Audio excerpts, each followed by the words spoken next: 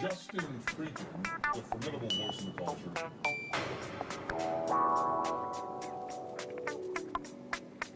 Hey Justin, are you trolling?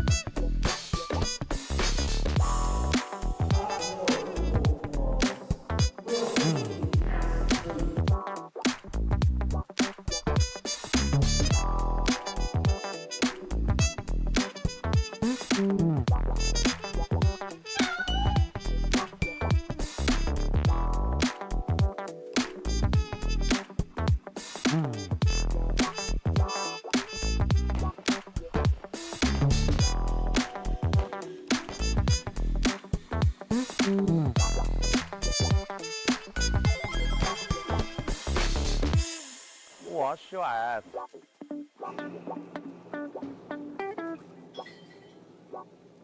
Come on, man.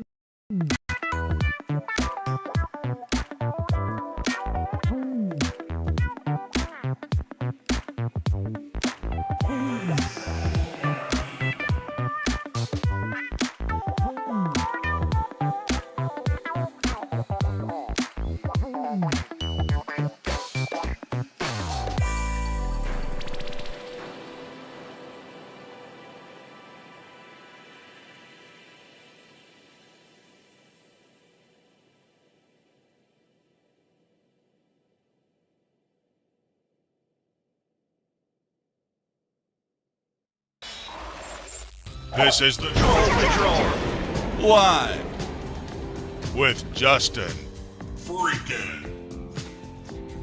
Getting good indeed, clinically. I don't know, the cats have done something crazy to my My camera. There we go. Nope.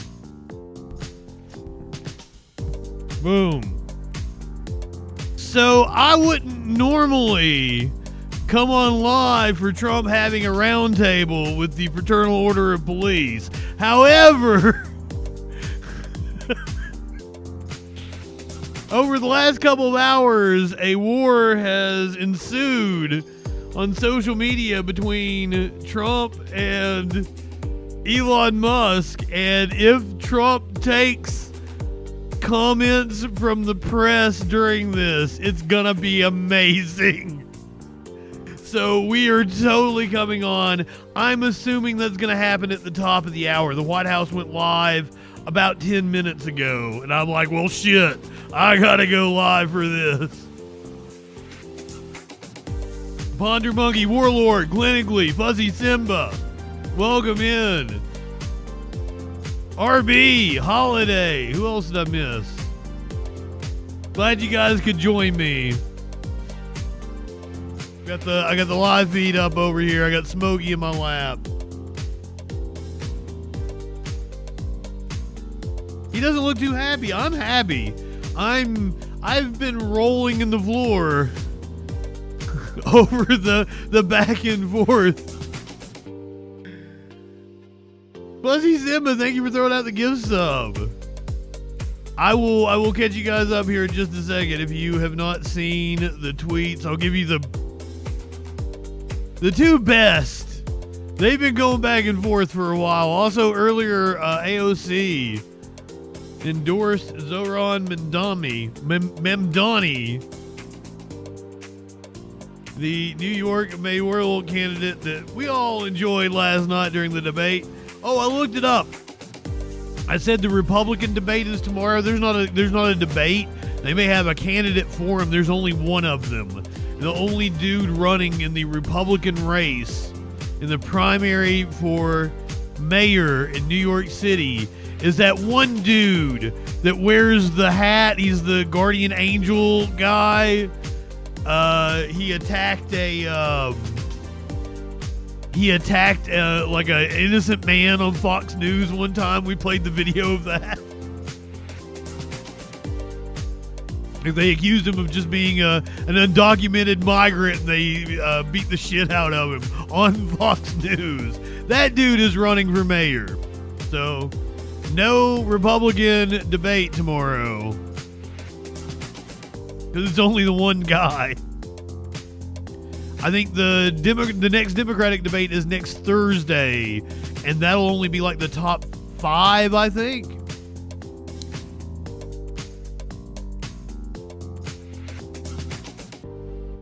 Curtis Silva. Yes, that's the dude's name. Thank you, RB. That is exactly the guy I was talking about. He is the only Republican running, and then there's 2 independents running, and that is the incumbent mayor, Eric Adams, and then some other dude I had never heard of. Life is too short shit. To walk this earth or a crusty asshole. Wash your ass.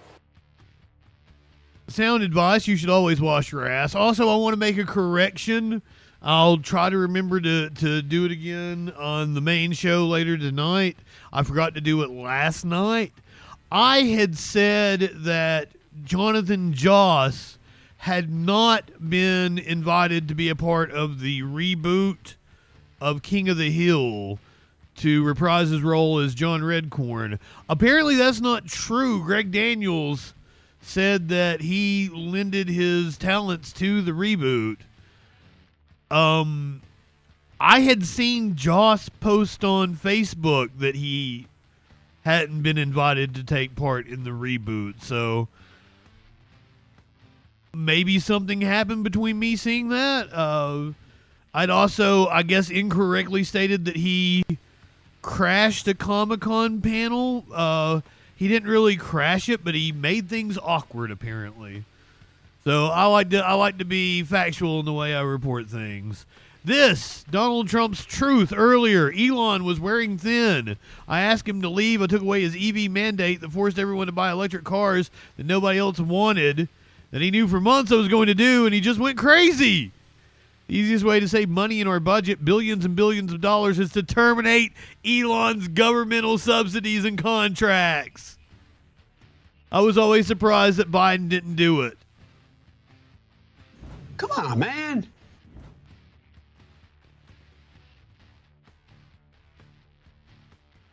That was Trump's shot. This was Elon's. Time to drop the really big bomb. At real Donald Trump is in the Epstein files. That is the real reason they have not been made public. Have a nice day, DJT. Ducky, welcome in.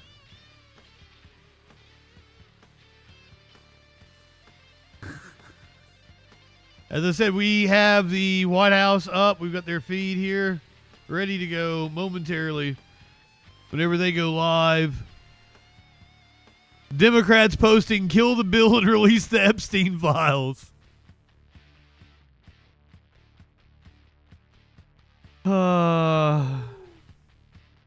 Amazing. Ponder Monkey, thank you for throwing out the gift sub. Paying it forward. I love it. You guys are awesome. I'm not high enough for what is getting ready to ensue. Warlord, if you're still in here, be sure to let me know if we get any more tweets. This could be the reason why this roundtable with the Fraternal Order of Police might be running a little late. Trump out here tweeting about Elon.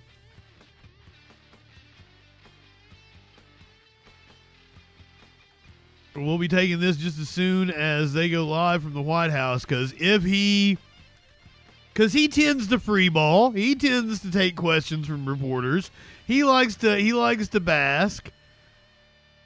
He might come out here, go scorched earth on Elon. It's very possible he comes out here, makes passing mention of the fact that the Fraternal Order of the Police is at a round table, and then just talks for 30 minutes about his feud with Elon. That could very well happen. So very much looking forward to what is going to go on at this round table.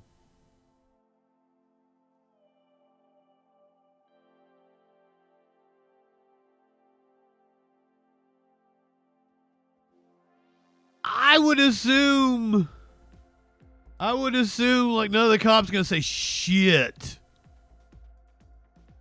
Princess Kimberly, good evening.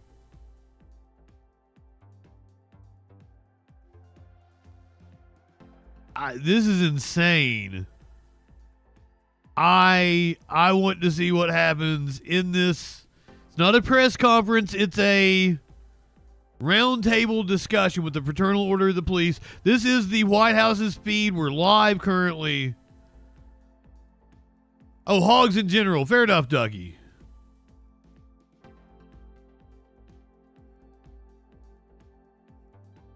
I'm not high enough for this shit, so let's get high.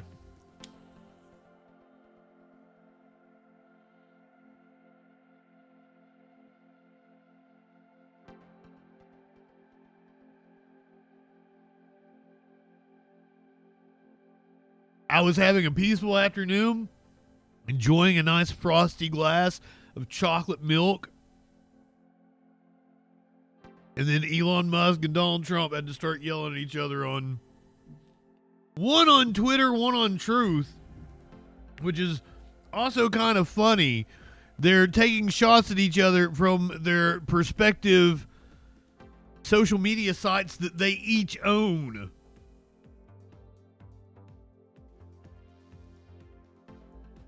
Two billionaires fighting with each other. One posting to Truth, which they own. The other posting to Twitter, which they own. What a dumb timeline we live in.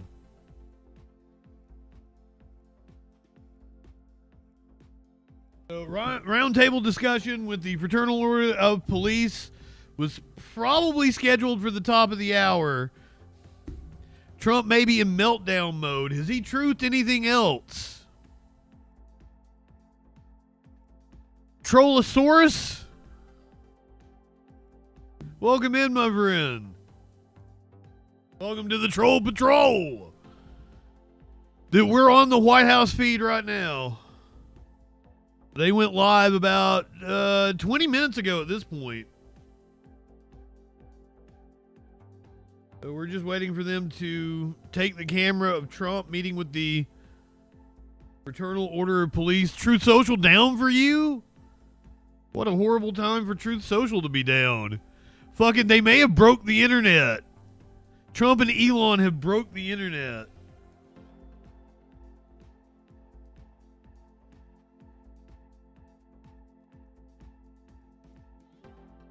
It's working for me. Go to Trump's profile here on Truth Social. Be sure to follow me on Truth Social if you... Oh, yep. He just... Here we go. 1 minute ago, he truthed out. 1 minute ago. I don't mind Elon turning against me, but he should have done so months ago. This is one of the greatest bills ever presented to Congress. It's a record cut in expenses, $1.6 trillion in the budget, and the biggest tax cut ever given. If this bill doesn't pass, there will be a 68% tax increase, and things far worse than that. I didn't create this mess. I'm just here to fix it. This puts our country on a path to greatness. Make America great again.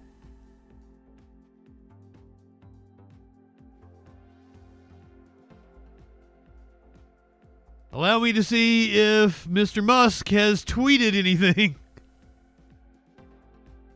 in the last little bit. Follow me on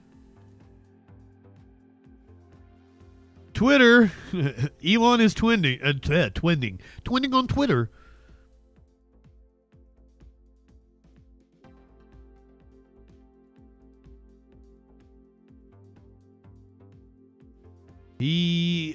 Musk had tweeted this out 3 minutes ago.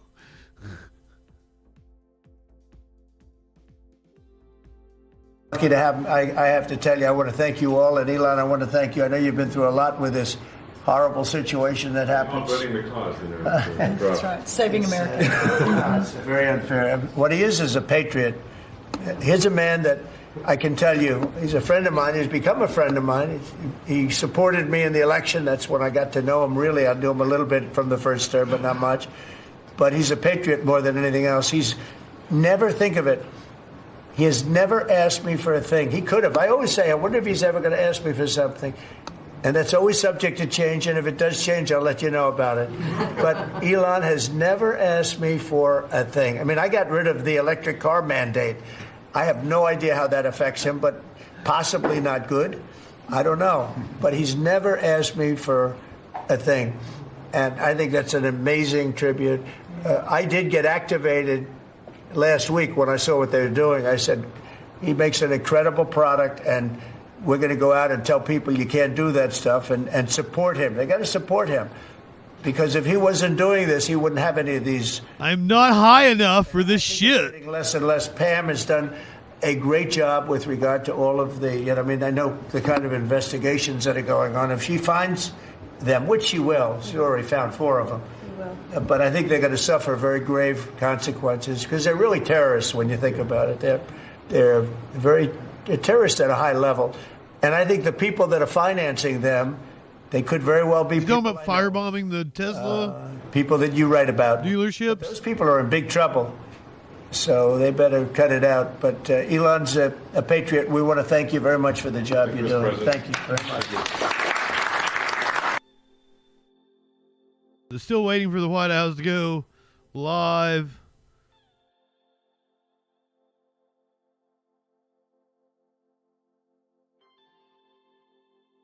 Trump posting 4 minutes ago as he was already supposed to be at this roundtable discussion with the Fraternal Order of the Police.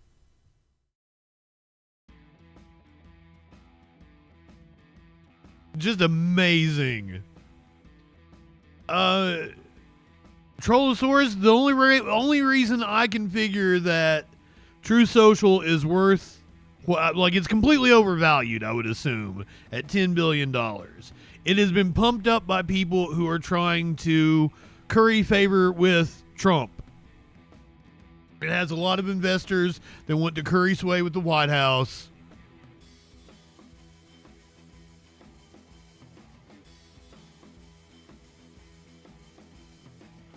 And that's the only reason it's worth what it is. And I think, should Trump sell his interest in it, which he probably will, what is it, like a year and a half from last summer or something? So probably at the end of this year, he's eligible to sell it. Has he tweeted again?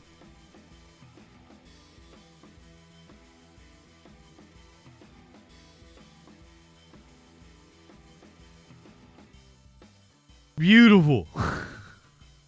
Watching this in real time. In light of the president's statement about, oh shit. Here we go. They are coming on at the White House. Ladies and gentlemen, the President of the United States, accompanied by Patrick Yos, President of the Fraternal Order of Police.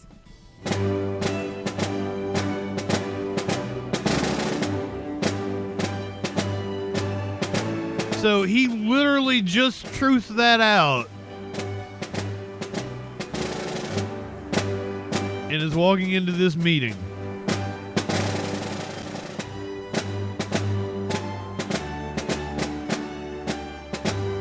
Who wants to bet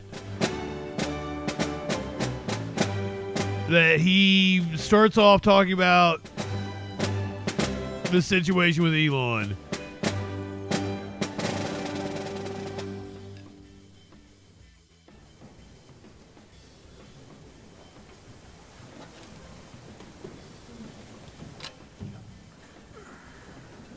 Did they have to take his phone away from him before he walked out here?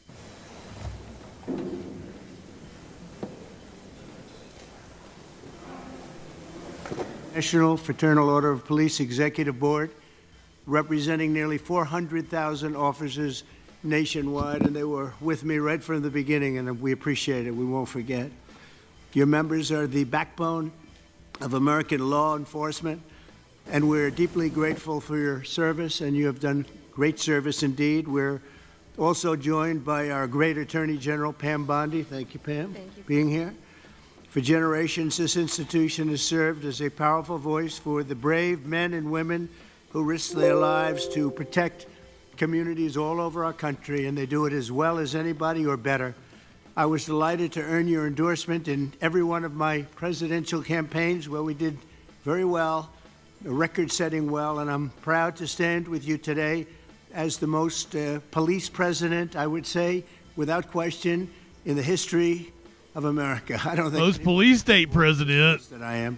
In recent years, far-left radicals have vilified and targeted our nation's police with Marxist prosecutors and soft-on-crime politicians, making it impossible for you to do your jobs and do them the way you want to do them, and only you know how to do them.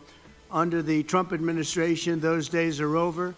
We're back in the men in blue, and we're back in the blue. Very honestly, we have some of the greatest people in the country sitting right around this table. We've ended the use of lawfare against police officers and terminated unjustified federal consent decrees. I signed an executive order directing the Department of Justice to provide legal protection and financial support for officers targeted by very frivolous lawsuits. Oh, I know about frivolous lawsuits better than you do. I can tell you, I had my share of them. I ordered other federal agencies to boost funding for police recruitment. better than you do. And I've asked Attorney General Bondi to pursue the death penalty for anyone convicted of killing a police officer, which is very appropriate. Upon taking office, I declared a national emergency on our southern border, and we reduced the number of illegal border crossers released into the United States by 99.999%. You can't do much better than that. We've removed thousands of violent, criminal, illegal aliens from our community. Sure, you can. You can do 132 and Deportation effort. 2/3%. In just a few months into office, the national murder rate has plummeted by 28%. It's going down largely because of what you're doing. I'm also deeply grateful to the National Fraternal Order of Police for its resounding endorsement of the one big, beautiful bill, which is moving along very nicely with great support. It's a great bill. It's a bill that's going to cut taxes more than any bill we've ever put in the history of our country. It's going to cut costs and expenses by $1.6 trillion, which is the biggest cut in expenses ever. And it's going to do so many other things. You know, our country is doing record business right now. Record investment is coming in. Close to $15 trillion is already committed to come in for building new plants and factories. AI is big. Apple's investing $500 billion plus. They're all coming in. It also includes the largest investment in border security in our nation's history, equipping law enforcement with the tools to stop the invasion. I built a lot of wall, hundreds of miles of wall. Now we're going to build some additional wall where we feel we probably should build it after a little trial and error. And we're going to end up building more wall than even I built, and we built a lot. So I want to thank you for your support, and now let's get the bill passed. We want to get it passed through Congress without delay. In everything we do, we will give our police the respect and the protection and all of the resources that you need. I did that. As you know, nobody wanted to do it before me, where I gave you the military equipment that was excess. They called it excess military. Yeah, nobody gave cops well. military equipment before Trump. By that, it was in warehouses, billions of dollars worth in warehouses all over the country, and other presidents didn't want to give it to you. I did, and we gave it to you, and it helped out a lot and saved a lot of. One, that's bad. Two, that's not true. To ask Attorney General Pam Bondi to say a few words, followed by FOP National President Patrick Yoes, and then Washington, D.C. FOP Trustee Greg Pemberton, and Vice President of the Fraternal Order of Police, Joe Gamaldi, all great people. Thank you very much. Pam, thank you very much. Thank you, President, and thank you to the Fraternal Order of Police for being an unwavering voice for America's law enforcement.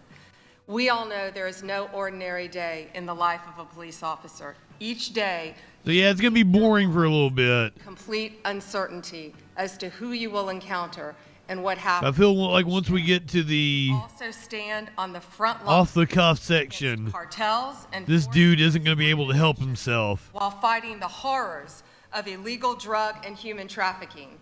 I was just in Poland this morning and arrived back not even 2 hours ago. And you have the respect of the entire world of law enforcement, of this world. They respect all of you so much. Thank you for making all of us so proud on the worldwide stage.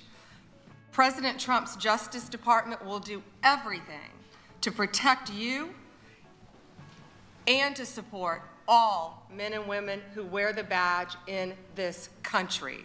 We are fully committed to ensuring our local law enforcement officers have access to the resources, tools, and manpower you need to do. Media Winch, welcome in. That means boosting recruitment and retention. We want the best and brightest to join your ranks just like you, and we want You're live from the White House, where I have a feeling Trump is not going to be able to help himself. $57 million in grant money available for law enforcement agencies to hire police officers. Through this funding, we anticipate nearly 1,200 new I can imagine there's cops in Poland that actually are very, officers overtime. very inspired by American cops. No tax on overtime. We've also made millions of dollars available for mental health and wellness programs for you around this country. We know how important that is. We're aggressively prosecuting criminals who assault law enforcement officers. We will not tolerate attacks on police officers. Since January, the department has brought 138 cases in 33 states against defendants who have assaulted our officers. Additionally, the DOJ will no longer target police departments. Fuck the cops. Bogus lawsuits and bogus investigations. We are dismissing lawsuits filed by the Biden DOJ against police departments and I can't imagine that Trump doesn't bring it up himself we're ending the moment he gets an opportunity. Because Phoenix, Trenton, New York City, Oklahoma. the only thing on his mind right We're now also is Elon, right? that take He truthed from 5 minutes before he walked out here and about Elon. violence. Instead, we're working with local law enforcement to So the give you moment that Trump is talking off the cuff, it is going to go to Elon. not just in word, And if the press gets to ask questions, they're going to ask about it. funded you and undermined your. But I don't know that the press will actually get the opportunity. We honor you and we will not abandon you. Thank you on behalf of President Trump. Even the sycophantic press that he has We are 100% surround himself in the White House, they will ask about the Epstein with our files. nation's law enforcement. God bless you and God bless America. Thank you. Thanks, Pam. God, Pam Bondi is so boring. First, thank you. Thank you for not only your support for law enforcement. And wasn't she the Attorney General of Florida 7th president, and all the years in between, you've always been steadfast. when Epstein was prosecuted, if I'm not mistaken? And law enforcement across this country, I want you to know on behalf of our nearly 400,000 members, we appreciate all that you do for us. With us today is members of our executive board. We also have members of FOP unions in major cities across this country, which have some very serious problems that we're working with, and we appreciate the opportunity to share. I can imagine that there are, because remember, this is Washington, D.C. They're on a fucking river. This is a old. that you are going to. A lot of people don't know this about the White House. It is a very, very old structure, and it is One big new bill is certainly actually a lot of money to maintain it. Officers, we find ourselves in a very difficult. So there are probably flies, bugs, full of rats. As you pointed out, the problem is the people who are working right now are working so many hours and they're forced to work overtime, and now they have the tax liabilities that are associated with being pushed into different tax brackets because of being forced to work. Not only that, they're not getting to keep the money they earn. So you and are recruiting. I mean, Trump called it a dump before he moved in. What we do, recognize what we do in the community, and I want you to know that we're proud to support the bill. An aerodynamic do. A promise that you made, and we appreciate you carrying through with it, and know that we're a partner in it. You also made So I would assume that's the reason there's little, and promises made that we appreciate. And I want to start with one of our like they're little I'd like to recognize coasters, upside down coasters or something capital on top of the the waters. city and making it safe again. And no one knows that better than the person who lives it every day and leads the officers in the Metropolitan Police Department and our labor union, and Greg Pemberton. And I'll ask Greg to say a few words. Thank you, Pat, and thank you, Mr. President, for having us. My name is Greg Pemberton. I represent 3,000 police officers that work here for the Metropolitan Police Department in Washington, D.C. The crisis Dust also. I bet dust is a huge problem in the White House. is a staffing crisis. We are authorized. I forgot how much an issue dust is in this, the nation's capital, in unfortunately. an old house like this. Oh my God, so much dust. 800 vacancies that we have here for this Metropolitan Police Department, and the worst part is that over the past 5 years, we've had a net loss of 600 police officers who've just left this agency in a mass exodus. And the reason for that is that our city council here in the District of Columbia has passed layers and layers and layers of legislation that prohibits our officers from being able to do their job.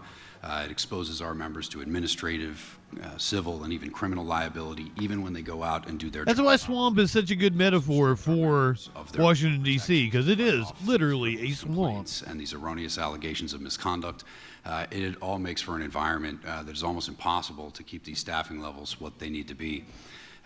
Frankly, Mr. President, I think the nation's capital, the District of Columbia, is not just a city of 700,000 residents. This is the nation's capital, and it belongs to everybody. It belongs to every American. Where's Flash at? He could be going on a phrenology free-for-all. Represent the freedom and democracy that we all cherish so much.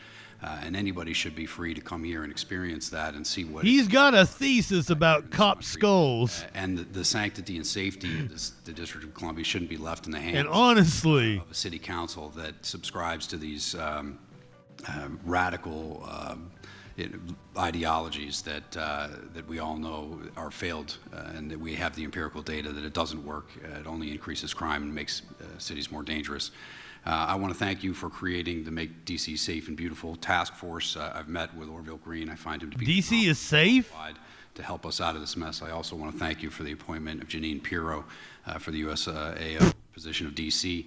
I met with her recently, and I found her plan to solve and tackle a number of these problems very promising and very optimistic. So the 3,000 police officers stand at the ready, Mr. President, to help you make DC great again, and hopefully we can solve some of these problems and fix crime here in the nation's capital. I mean, I'm not anti-swamp ponder monkey. Mr. President, no it's the topic of the day, pretty much every day now. We got some downfalls, though. A disaster that has created in cities across this country with the open borders. Very anti-swamp ass. That it has done for quality of life. It's done for our safety. With no fun. Safety of the officers that work in the communities. And you've been a great advocate of putting. Julie, welcome in. We are here because the Elon Musk Donald Trump feud has come to an head. If I didn't start by saying thank you. They have gone nuclear on each other. Trump truthed about Elon Musk 5 minutes before he walked out to this. And refused to follow the very laws that we hold. Quesadilla. Our officers, especially in sanctuary cities, are tired of arresting the same people over and over again who never should have been here in the first place. We have lost friends, co-workers.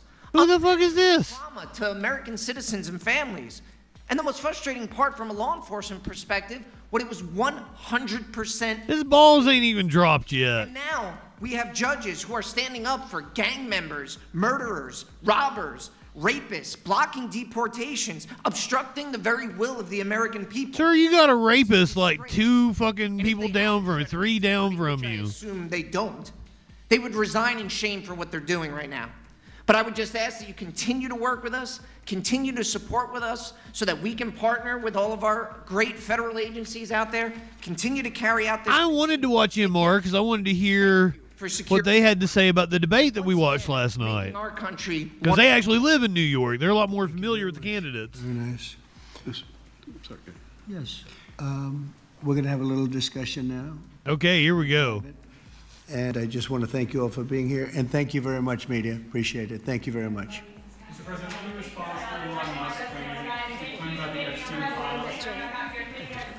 files? Oh no! Seriously, we're not gonna get watch it? Boo!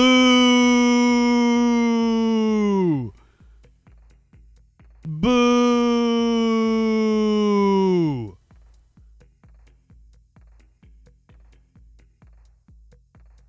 The White House killed their feed, but does C-SPAN have a feed?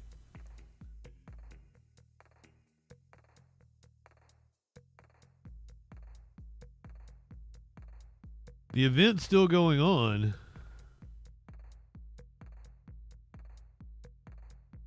They might be kicking the reporters out.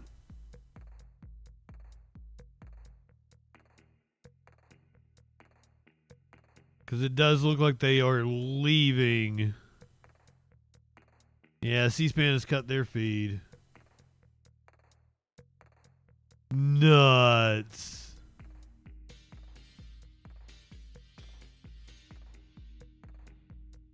House of Representatives live right now.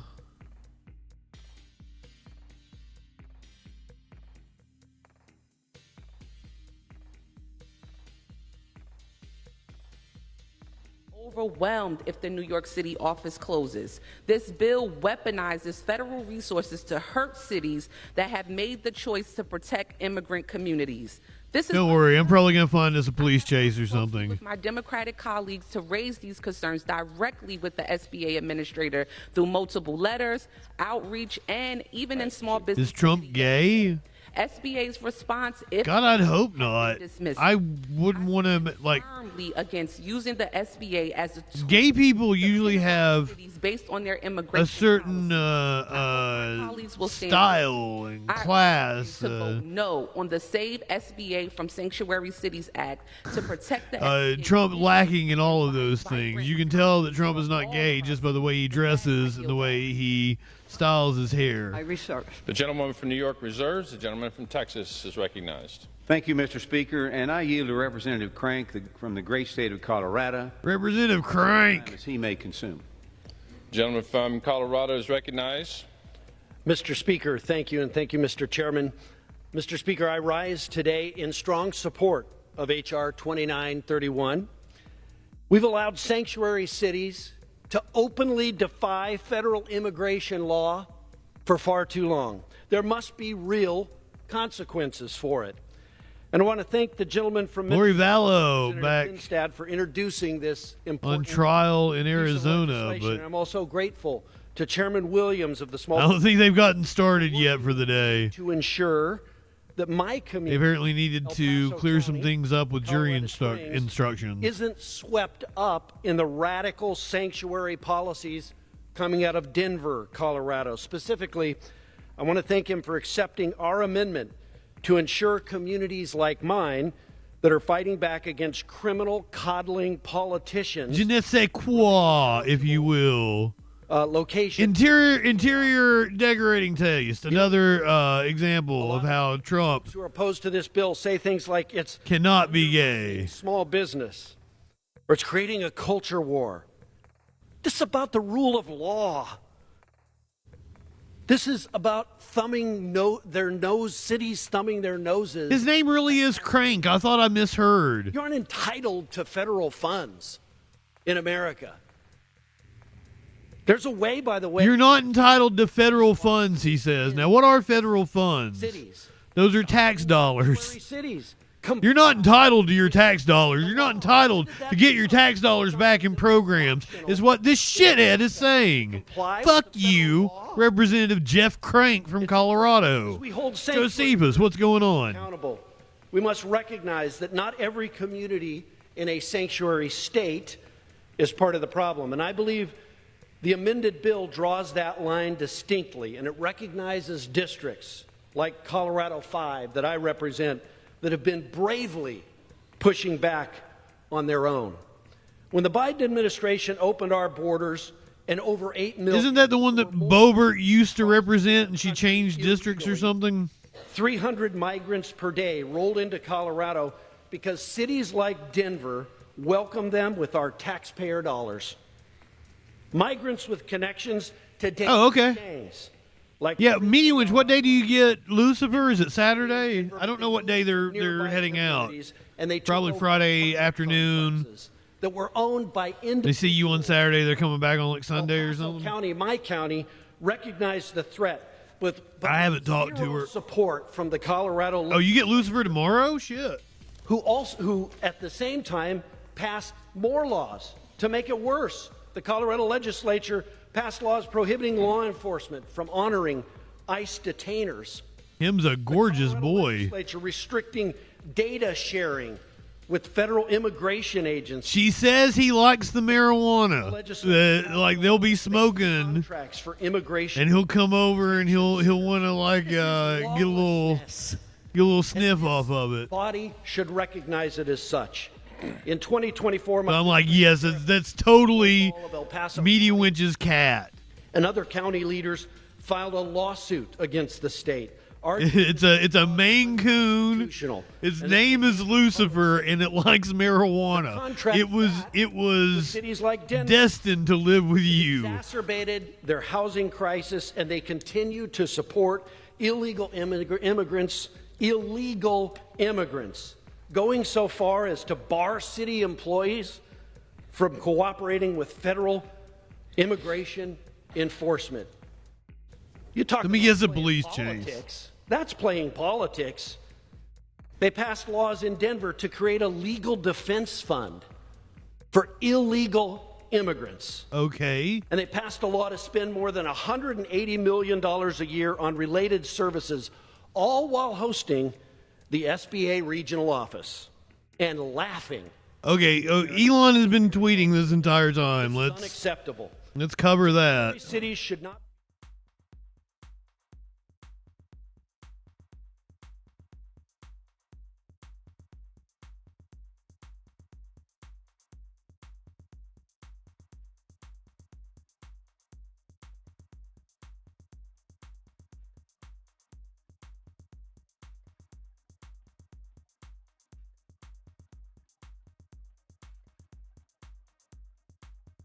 So also, you can go, I voted in Elon's poll. We should indeed create a new political party.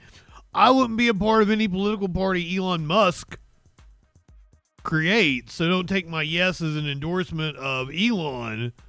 And I don't think Elon would be a part of any kind of party that represents 80%, nor do I believe there's 80% in the middle in this country. I don't even know what that means, but I do believe we need more parties.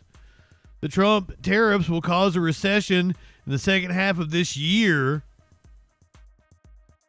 That's what he tweeted 10 minutes ago. 12 minutes ago, we got this. There was a story that I read about him that really affected me, which was when he was talking to Bill Gates. And Bill Gates had just taken out some huge short on Tesla. It was like $1 billion short or something. And, and Elon was like, why would you do that? Why would you short Tesla? And Bill goes, well, I talked to my financial advisors and I looked at the math and there's no way it's overvalued. And so I'm going to make money on the short. And Elon goes, what do you care about making money? I thought you were into electric cars and climate change and saving the world. What are you doing, like trying to save a few bucks and betting against? And he just walked away in disgust. And I think he never talked to Bill Gates after that. And that's when I realized, Elon's a purist. He means what he says. The money is a tool for him to get what he's trying to do. And so I take him at face value, which is the crazy thing, because there are a lot of people who set these audacious goals to inspire people, but you kind of know they don't really mean it. Elon, I take at face value. So I really do think you should to get to Mars. Because this is what, the Dilbert comic guy, right? I don't think he's joking about that, and I think he means to get there within a defined window of time.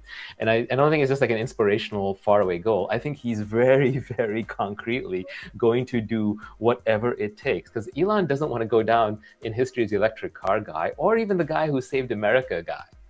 Yeah. Well, he's not going to. The guy who got humanity to the stars.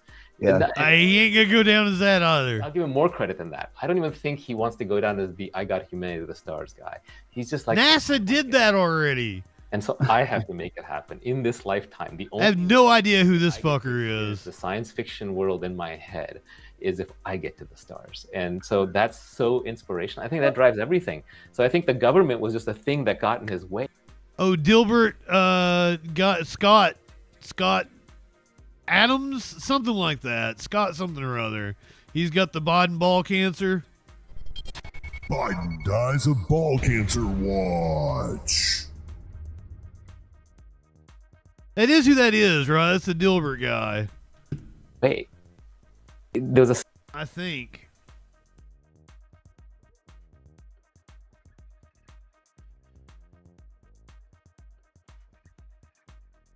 22 minutes ago, Elon Musk retweeted this. The relationship between Trump and Epstein is well established. Trump flew on Epstein's plane at least 7 times, though it's not clear he ever went to the island.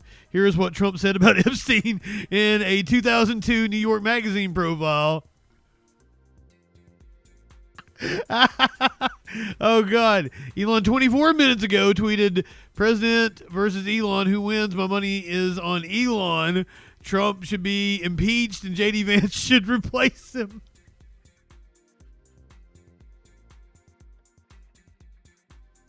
Oh, my God.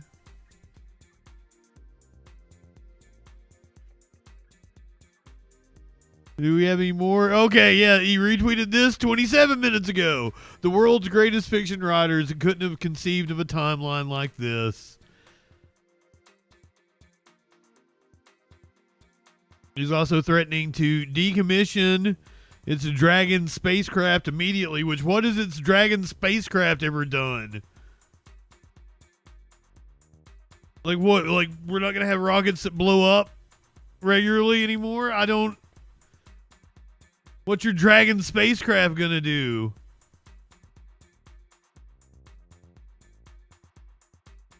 Trump has not looked at his phone during the Fraternal Order of Police meeting.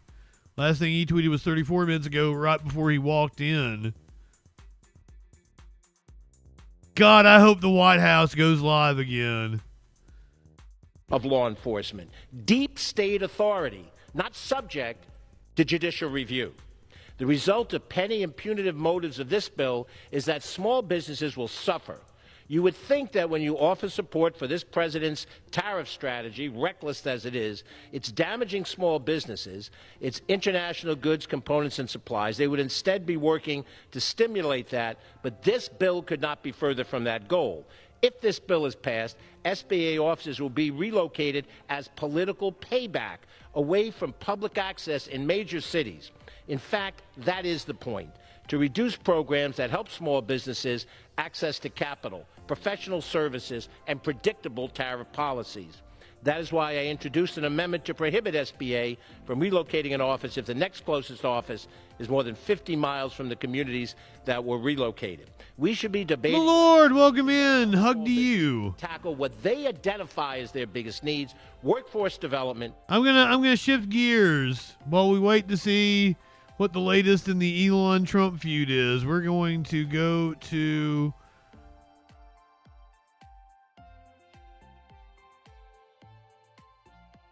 We're going to go to Court TV. I don't want Law and Crime.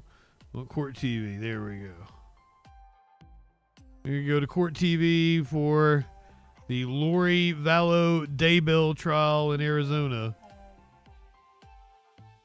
This is day one. Had gone, I'm going to take this out of the shiny gloss. You told us the Jeep had gone on Phelps. I don't even know which trial this is at this And that's point. where you saw it turn on weight. Correct. Were you able to kind of see across here to watch the Jeep? Yeah, there's media winch. Yes, I have aerial view, but there's just like a fence, and there's nothing else there. It's just bushes, so you can see almost that whole street there on Waite from where I was sitting. Which direction was your car facing? Towards Fry or away from Fry? Towards, my nose was pointed towards Fry. So you were able to see the Jeep then continue and turn down this street? Correct. After that, did you see the Jeep again? I didn't. Where did you go? What was your return route back to your house? I did a U-turn there on Cole, and then I turned onto Waite, and I drove down Waite, and then back onto Phelps. So sort of following the path of the Jeep as well until you got to Phelps? Yeah, and then I just pulled into my driveway. Okay. And then I sat and waited for an officer. Were you on with 911 during that whole time? I was. Share defense. Exhibits 4, 9, 13, and 14.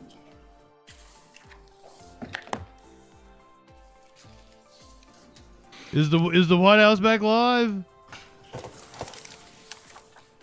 When you came back to your house, well, let me ask you, I want to ask you some distance. When you first arrived at your house and you saw that Jeep, you told us you'd never seen it before. Can you tell us approximately how far away you were from the back of that Jeep when you heard that gunshot? Well, you could kind of see in that map, there's only two houses. I was at the end of the first house, and the driveway was on the end half of my house. So I was past the point of my house and moving towards that driveway. So I would probably say a few feet, 15 feet or 10 feet or something like that. No, I think you're probably like what you're seeing on Fox probably replay. I think we do have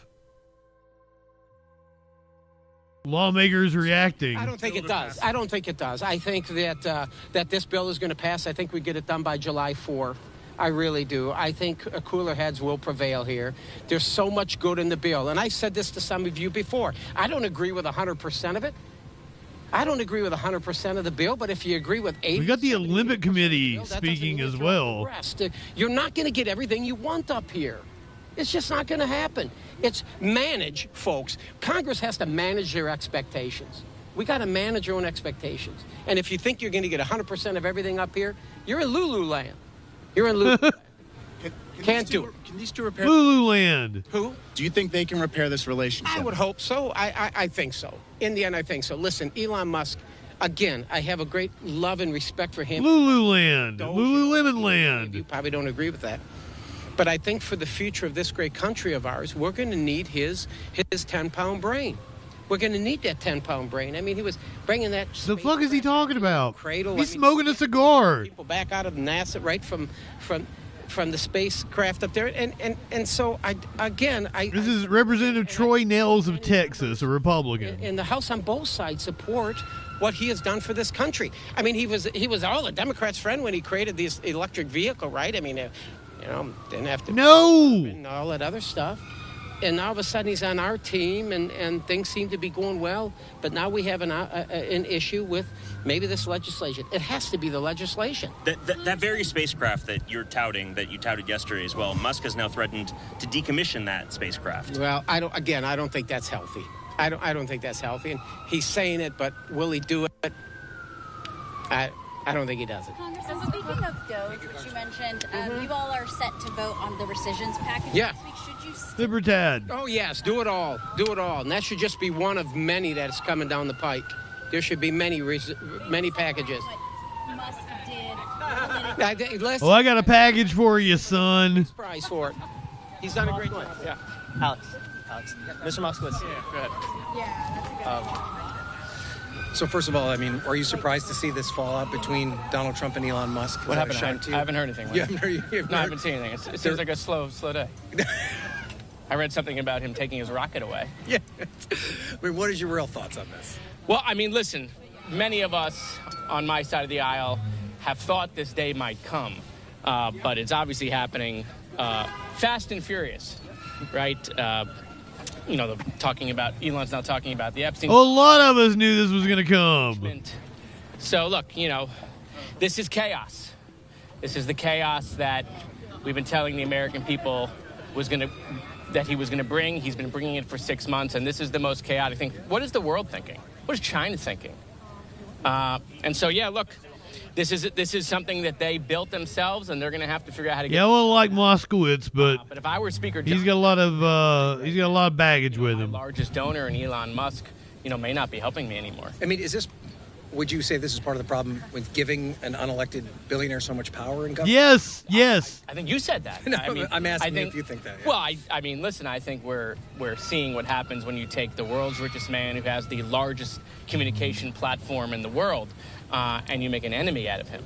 And so, that's what's going on. It's happening in real time. Americans can follow it on Twitter or X.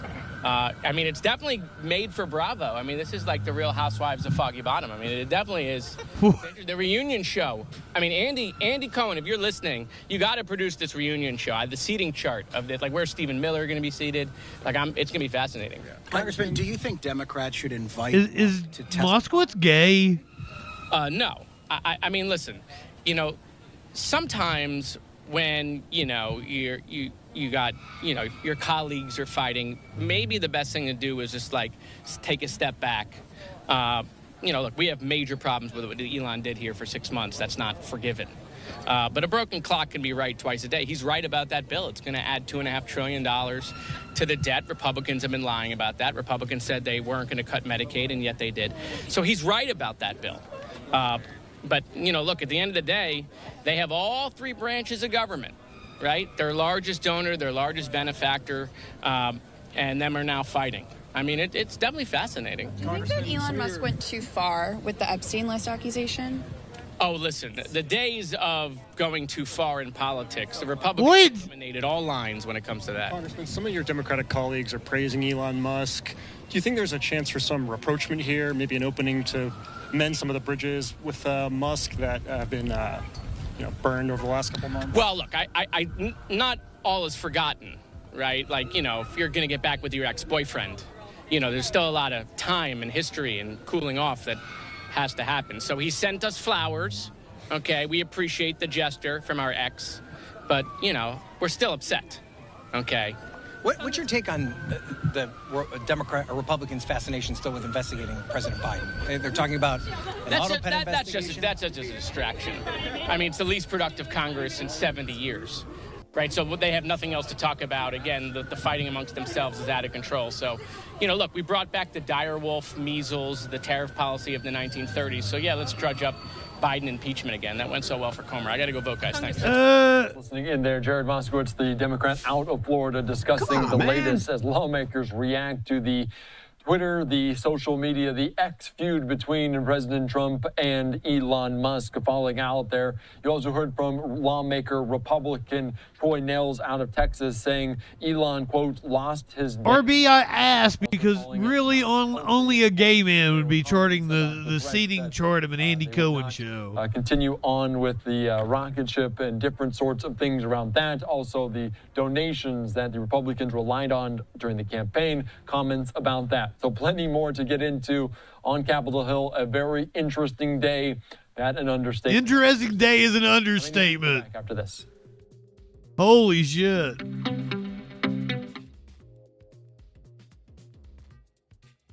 Steve and Josephus was like, that's fair. Can we... Has Elon tweeted anything else in the last few minutes? The answer is yes. It continues.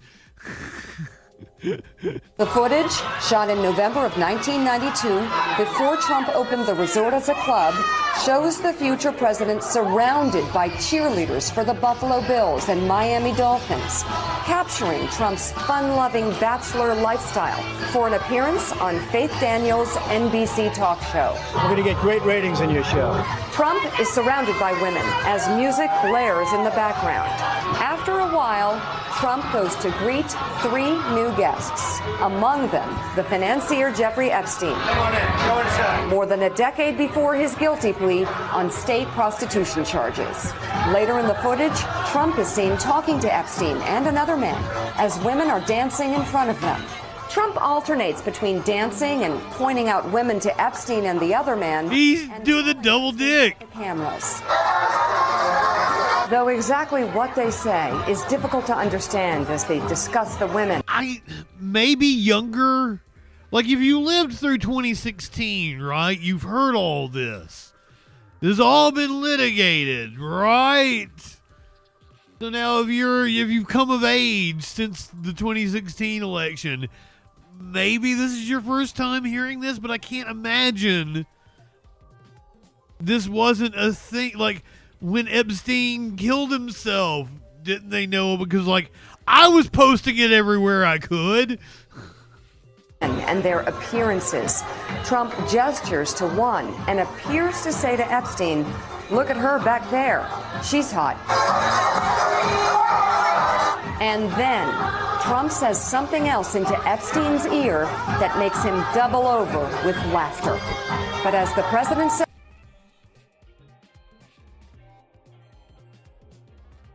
of a Mar-a-Lago. That's all he's tweeted. So this was 8 minutes ago. This was the last tweet by Elon.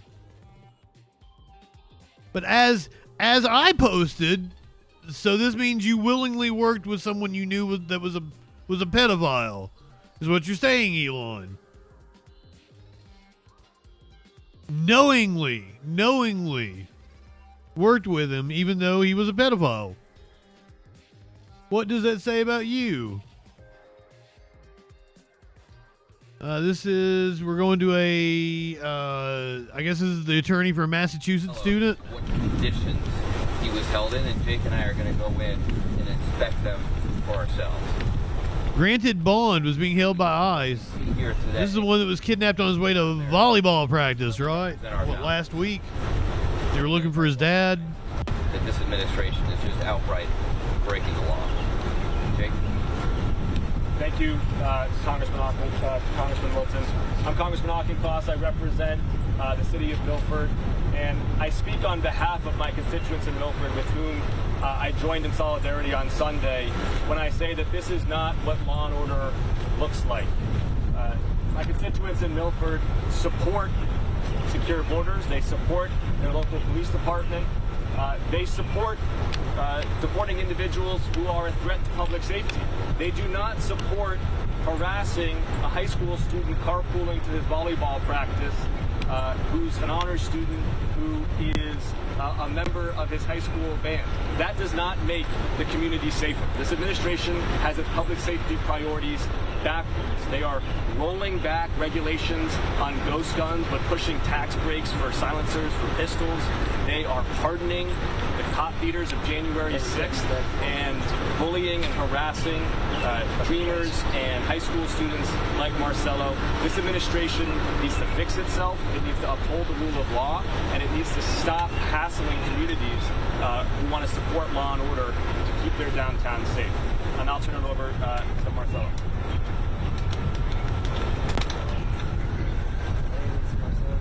Okay, so this is Marcelo. He was the one detained. But I want to say that definitely it's not good. I'm sorry, there's nothing I can do to fix the audio. Had me in handcuffs. They put me downstairs. And I was in a room with a bunch of 35-year-old men. And the rooms were small compared to the side. I'll try to find this clip for later. What's happening is that the camera is like I don't know if they had a microphone up there and they don't know that their camera is set to their onboard microphone that's like on the camera as opposed to the microphone that's on the podium, or if they just didn't have a microphone. I would share with the people there because they're like all 35-year-old men. You got cat ass in the camera. Obviously, they need more than me, so I gave them food, I shared with them, I gave them whatever they needed, I told them about the Bible. At the end of the day, this place it's not a good spot to be. Nobody should be in here. Like, most people down there are all workers. They all got caught going to work. And these people have had families, man. They have kids to go home to. And there's genuine criminals out there that people aren't giving attention to. They're getting He just left. Comes over here and then just leaves. translators in there because I speak English, Portuguese, and Spanish. And they would come in there with their papers and they would take me to translate those meetings. I don't want to sign something. It's important. And a lot of those papers I would have to look back at them and be like, important. I would have to watch people cry. People with kids, 10-month-old. No one deserves to be down there. Sleep on concrete floors. The bathroom, I have to use the bathroom in the open with like 35-year-old men. Like, it's humiliating. You have to be there. I haven't moved in 6 days. I couldn't use that bathroom. I just felt embarrassed for everybody. It's mostly what I have to say. I take it. So, this right here is a place that a Brazilian friend made me there. This is how we sleep. This is our blanket. They give us a really long sheet of this thin aluminum. So apparently what he's saying is like he had a friend that was in the detention, made a bracelet out of one of the blankets they give him to sleep with. Like, the doors are big, but there's only a small gap. And like, there's days where we peek out the gap and we say, hey, like, can you give us something? And he'll be like, yeah, I'll get you it. And he would never come back. He would never.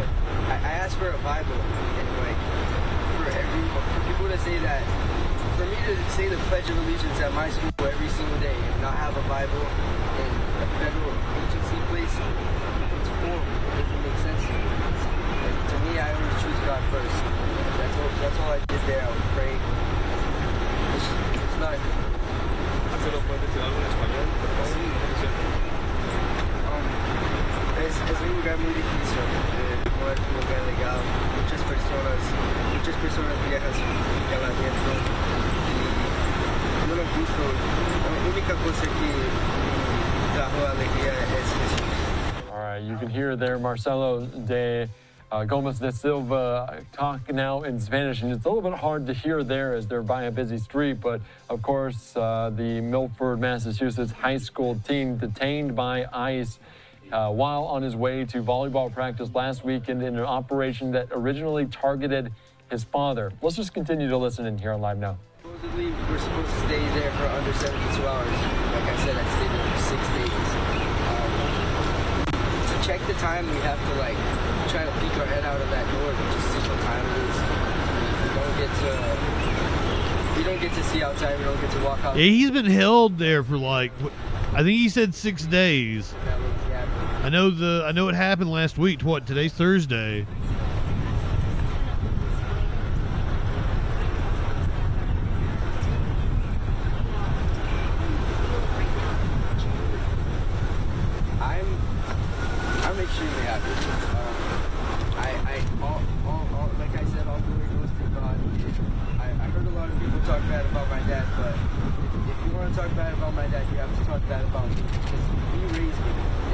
have so much support from everyone from my town, and he doesn't deserve anything because I was raised from him.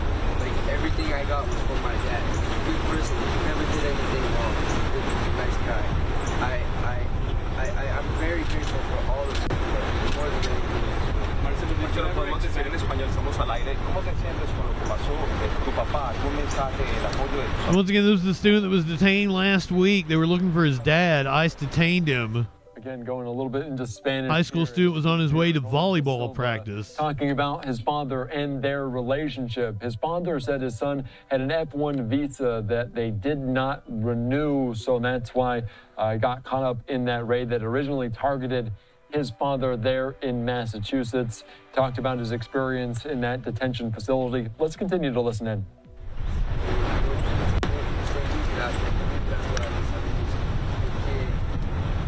A todo el mundo, tiene que ser una buena persona, todos los tienen, tiene que ser bueno, no tiene que ser optimístico, y así que yo me la orando a Dios, gracias. All right, I'm gonna go to. I'm actually gonna go to this. Apparently, during the Diddy trial, the judge threatened to have Diddy himself removed from the courtroom.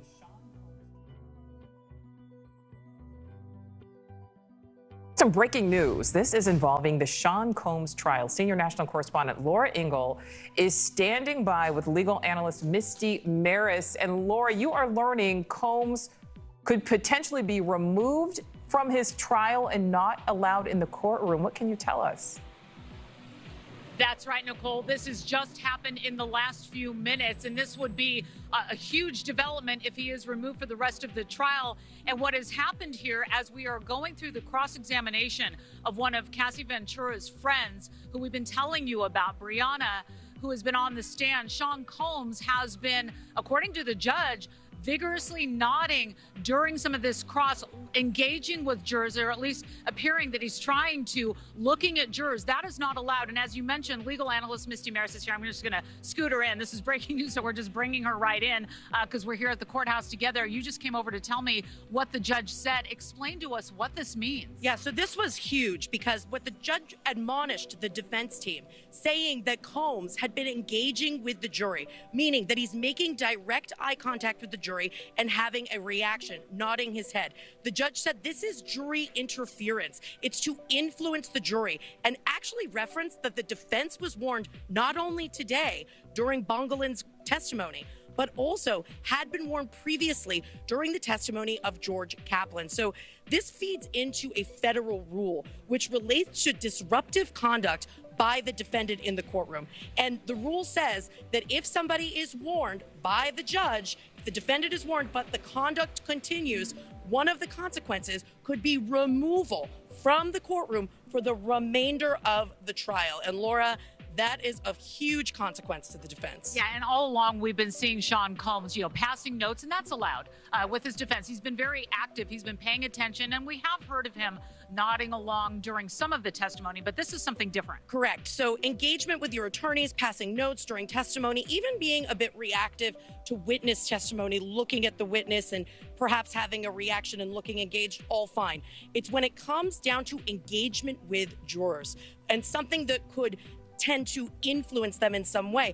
And what the court looks at is their influence or intimidation. Is that what the defendant is doing, and could it have that impact? So here the judge was taking a very strong stance. And keep in mind, from the defense perspective, that would be the most severe consequence, removal from the courtroom, because every defendant has most Brazilians do indeed speak Portuguese, but I also can see how someone could mistake the two languages. They do sound similar. And it's something that could happen. Wow, that's so interesting. And we've also heard that Sean Combs allegedly had been trying to have some witness tampering, calling people from... Or I guess to a white boy, they sound similar. Witnesses. So there's been this kind of alleged overreach throughout getting to this point. Certainly. And so the judge, again, taking the legal team aside, and this was not in the presence of the jury, just so everybody understands that this is something that happens with the parties, the prosecutors and defense. And we didn't know before that this admonishment had happened previously. Right. So this is not the first time the defense team has heard this. The judge even saying, was I not clear this morning? And the defense team saying, yes, you were clear, it won't happen again, and that they'll speak to the client. But the consequence, especially with multiple warnings, could be removal from the courtroom. And as I understand it, Pitti does not care. He believes he will get pardoned by Trump. He's not in the courtroom for the remainder of his very serious criminal trial, and there won't really be an explanation. So it could be something that would be deemed an adverse inference, and the defense does not want that to happen. It would be very detrimental. Certainly, we know the jury has eyes on him, and the problem is these are federal, aren't they? It was the FBI that did this. All right, Misty Maris, thank you so much for that explanation. And as that's why we don't have, which I mean, in New York they don't have cameras. Testimony, we are still expecting that witness, Jane, one of the accusers in this case. So a huge day here at the Sean Combs trial, and we'll continue to bring you up to date. Look this I just up. want to get that to you, Nicole, because as Misty said, this is a really big deal. This is a really big deal. So yeah, we will continue to follow along with that. Yeah, it's federal charges. Here in New York, along with Misty Maris. Thank you both. Thank you for watching. Oh, shut up, Cuomo. I fucking hate your guts. I need to pack another one, Julie. Let me get something up here. I've been trying to find us a good police chase to watch. Apparently several SEPTA buses in Philadelphia caught fire. 4 hours a day. 16 of the burned buses are electric, made by the Proterra company. SEPTA is battling in court in part over an earlier fire. SEPTA says the 9 remaining electric buses at the depot are going away. We have to get them off of our property, away from the potential where we could have an incident like this that could have been far worse. We don't want to lose an entire facility, and more importantly, we don't want to hurt anyone. So the Southeast and this who was the manufacturer? Here in this section of PA, known as SEPTA, will now get those 9 remaining electric buses off its property, fearing another fire. It is important to point out that these were decommissioned buses, about 100 of them. SEPTA says that the fuel on most of those buses had been removed, and the hookup to the electrical charging for any of the electrical buses were also removed, but still they burned hard, and concerns about air quality remain tonight. One other point, Andy. The Alcohol, Tobacco, Fire, and Explosives Organization, ATF, the federal group, was actually on site today to help the agency remove small explosive devices that are kept on the property there to train bomb-sniffing dogs that are based there. So much going on with SEPTA today as they try to figure out what happened here. Thank you so much. Fox 29 News, Andy. All right, thank you so much. And those images are really striking, the amount of smoke, the amount of fire on the ground there. We know with different crews trying to put out electric vehicles, it takes a long time. They almost have to let them burn out. Are they completely out? Yeah, because you can't spray them with water. Right now at this hour.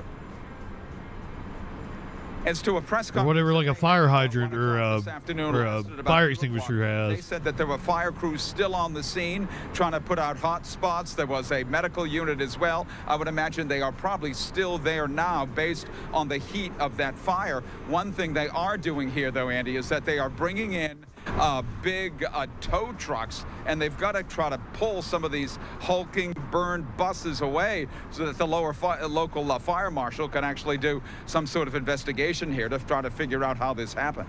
Yeah, that is a good point, learning into the why and how this came to be. Jeff Cole, thank you so much for joining us. Thank you so much for your reporting here on Live Now.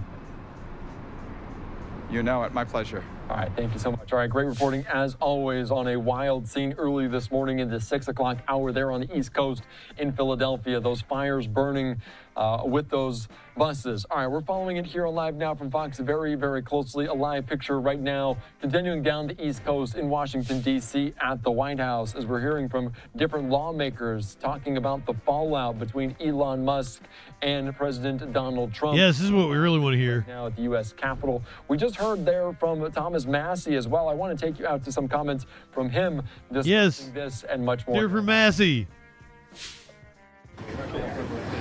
So, Mr. Massey, in the battle of Trump versus Musk, which side do you choose? I choose math. The math always wins over the words.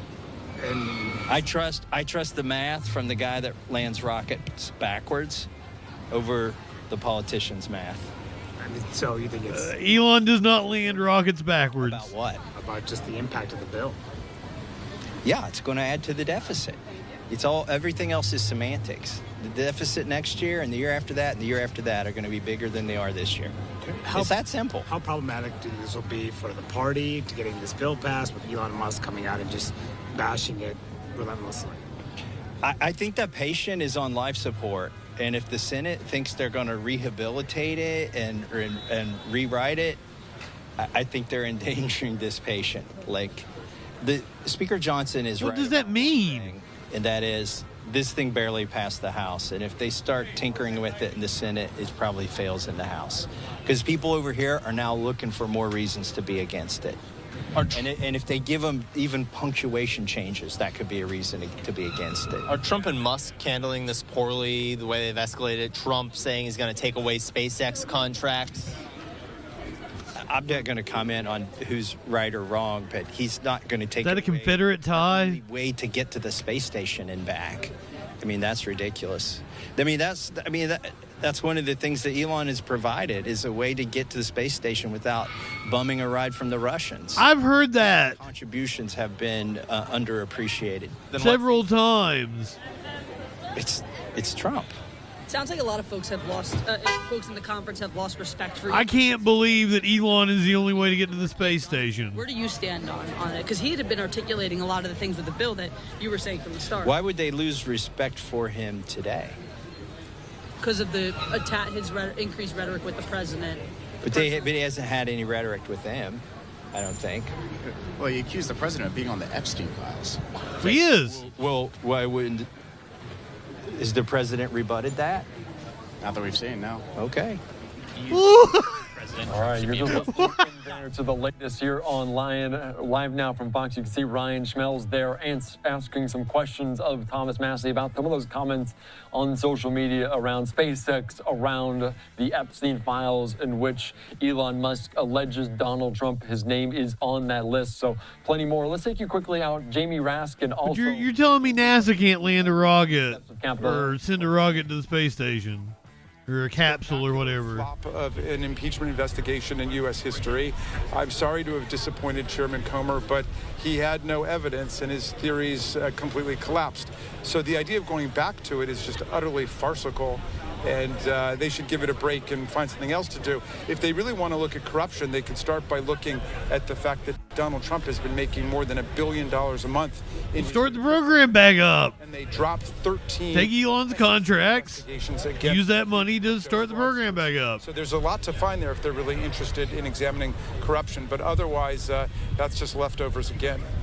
And what do you think the purpose is of bringing Weiss in tomorrow? You've already interviewed him, haven't you? Well, the comical thing about that is not only has Weiss already been interviewed and thoroughly examined, he was himself a Donald Trump appointee. He's a Republican.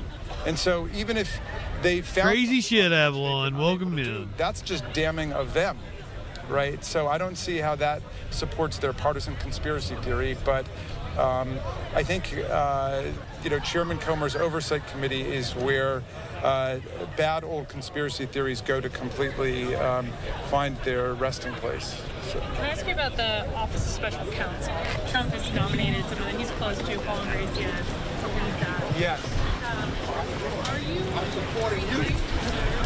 All right, you're just listening in there. Jamie Raskin continuing to react, as many lawmakers are, about the feud now, the fallout between President Donald Trump and Elon Musk. So we were hearing from different lawmakers on both sides of the aisle talking about this. And it was just several days ago that we saw Elon Musk inside of the Oval Office, right alongside President Donald Trump. Of course, Elon Musk leading the Doge efforts, talking about finding waste, fraud, and abuse. And now he is calling the big, beautiful bill a disgusting abomination, striking against it. of course, talking about some of the legislation that he does not agree with. So we're following it. Elon has not tweeted in a half an hour. In D.C. and nothing since the last one we looked at. We're going to shift gears to another major story we've been following over the last 4 weeks, and that is the Sean Diddy Combs trial. You can see a live look outside the courthouse right now. We'll check in with our reporter. Trump's still probably with the FOP. He is yet to truth since the last one we saw. Why don't we go to a police chase? Now, this is a concept I have toyed with in my head of coming on during the day and doing what I call Troll Patrol Today, where we just take different live feeds, we bounce around, we find out what that news be doing. I do it like free balling style. Free ball freaking. There's a police chase from Memorial Day weekend. Just to tell you about, Sky Fox is over this police pursuit. We know very little. Maybe Justin O'Brien can give us more information. Right now, we just hear they are in pursuit of an armed suspect, somebody who left a house party. What more can you tell us, Justin? Hold on. Keep talking. Did we watch this one? So right now we're not in communication with Justin O'Brien as yet, but as you see there, when you look at the smart navigation, you get a sense for where we are in the Reseda area. That is Balboa Boulevard near Cavello Street. They're calling that Lake Balboa. So if you know where the park is, then you know where this pursuit. Oh my goodness. And this driver wants to get away and sped up quite quickly going past the lot. Yeah, they did. As they topping out at 80 there. Balboa Boulevard. Justin O'Brien, now we have you. You can tell us a little bit more about what police are up to. This could be reckless. Yes, g'day, Susan. This pursuit started about 10 minutes ago. It was on the east side of the 405 freeway around Van Nuys area. There was a report of a shooting on that area, a person shot in the chest. Unsure whether this is connected, but you are correct. I heard you talking about an armed suspect. Police were pursuing this gentleman as he sped through these intersections here, running several red lights. He was also throwing things outside the car as he went along. They've actually believed that he may have thrown that weapon outside the vehicle, but he's been reaching speeds of up to 100 miles per hour here on these normal suburban streets where the speed limit is 45 miles per hour. Currently have 4 LAPD units in pursuit here, as well as the airship, which I believe now has gone into tracking mode because of the speeds. This gentleman is actually doing loops around this area. This is the second time he's taken this street here in Havenhurst. So a deadly situation for the LAPD officers in pursuit here. They believe this person was armed, still could be armed, so they're taking all precautions they can, Susan. Right, so that he took a very sharp left turn there. Havenhurst and Roscoe is not far away from the airport, which also can complicate situations for you, Justin. Is that where you launch from, is near Havenhurst and Roscoe? Yeah, that's correct, Susan. We launched from Van Nuys Airport. Fortunately for us, this pursuit was happening very, very close. As soon as we got up in the air, we could actually see the airship lights above the pursuit. We were able to track it down very quickly. But this person certainly sticking to the valley, not showing any choice that he may enter onto a freeway. Currently have West Valley LAPD officers in pursuit. As I said before, he believed to be an armed suspect, so they're not taking any chances. They've got 4 units there behind, and no doubt if he continues to keep circling in this same area, they'll start to make some tactics, no doubt, to try and possibly use us. Apparently Kanye West having a freak out about Elon and Trump. Green light heading north, I believe, up Woodley Avenue here, still in the North Hills area. Towards the 118 freeway, Susan. Yes, so amazing. You said they were in tracking mode. Is that the helicopter you're talking about that is in tracking mode? Because it seems as if the patrol car, the black and white, is fairly close by. Yes, there was a talk that they were going to go into tracking mode because of the speed that this vehicle was travelling at, but it may be a case that they fear that this person is such a threat that they are going to continue to pursuing him. Unclear what the original want was for, why they were chasing this person or why they did believe he had a gun. But as I said, he was throwing stuff outside the vehicle, and they believe they actually sent a crew or a unit. They're referring to what they refer to as an item. You'll often hear on the scanner that LAPD officers say, hey, we believe the item was thrown out. Now that's code, meaning a possible weapon was thrown out onto the ground. They do believe he lives here in this area off of Lindley. We're actually on Colgate at this stage, but we do believe he lives in the valley and he keeps continuing to circle this area. The idea possibly he actually may be trying to head home, Susan. Elon no longer following Charlie Kirk. Talk about how oftentimes Fox's The Five already has a segment called Big Beautiful Breakup. Comfortable driving around, and this house party wasn't the house party supposedly in Van Nuys, so not very far from where we are right now. We picked up the chase closer to Reseda. We've watched as this car has gone from Reseda into Lake Balboa and then North Hills and Van Nuys. Okay, that was a pretty close call there, making a near miss left turn onto Plummer Street, and amazingly no damage on this vehicle. It looks to be a Lexus, maybe. He could have hit that car, or the car could have hit him. And I feel like I said that the other day. That's why I think we watched this one already. Right now, not at too high of a speed, but we've definitely seen this car go from what would be a acceptable speed all the way up to 80 miles per hour, 100 miles per hour, as we watch the car now. And it, you know, it's interesting because the windows are now closed, but you were saying that the police and did you witness items being thrown out of the car? Yeah, Susan, police were saying that the person was throwing items out the vehicle, and they gave an intersection, which I can't remember off the top of my head, but they did say, hey, we believe that's where the article is, article referring to a weapon, but they are still treating this as if this person is armed. He's still reaching speeds here. This is obviously 45 mile per hour streets, making his way north still towards the 118 freeway. Luckily, slow traffic here, or no traffic out tonight, so very few people possibly impacted, but here he is making a turn. I bet that would be freaky, RB. Okay, so now we're on Devonshire Street in the Granada Hills area. The car seems to be sort of following the laws of... following the laws. I've seen a couple of close calls, a couple of times when it seemed as if the car was going to be caught up by traffic, but somehow has kept going. That did not happen. 13 on a Saturday night. So at this area in this San Fernando Valley, there's not a lot of foot traffic. The way Donald Trump sort of follows the law. Interesting move there, Justin, where it maybe thought it could outwit the patrol cars behind. Oh, I'm going to make a right-hand turn. Just kidding. And then kept going. We did a horrible job of trying to do that. Street. And we followed this. Oh, this is an on-ramp. It looked like a Wiener Schnitzel. Onto the 405 freeway. 405 southbound. Yes, that's correct, Susan. This is the 405 southbound, just getting onto the freeway there.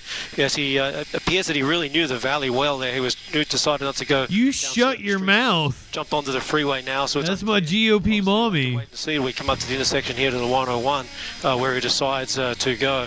And we're just going to try to get a little closer to him so we can actually try to have a bit of a look in that window there and see what the driver is doing. We saw a light there in his hand. It appeared to be that he had a cell phone, so he possibly could be talking to someone as he's driving here, reaching speeds of up to 107, 8 miles. If you really want to know, it's because it's my wallpaper. On the 405.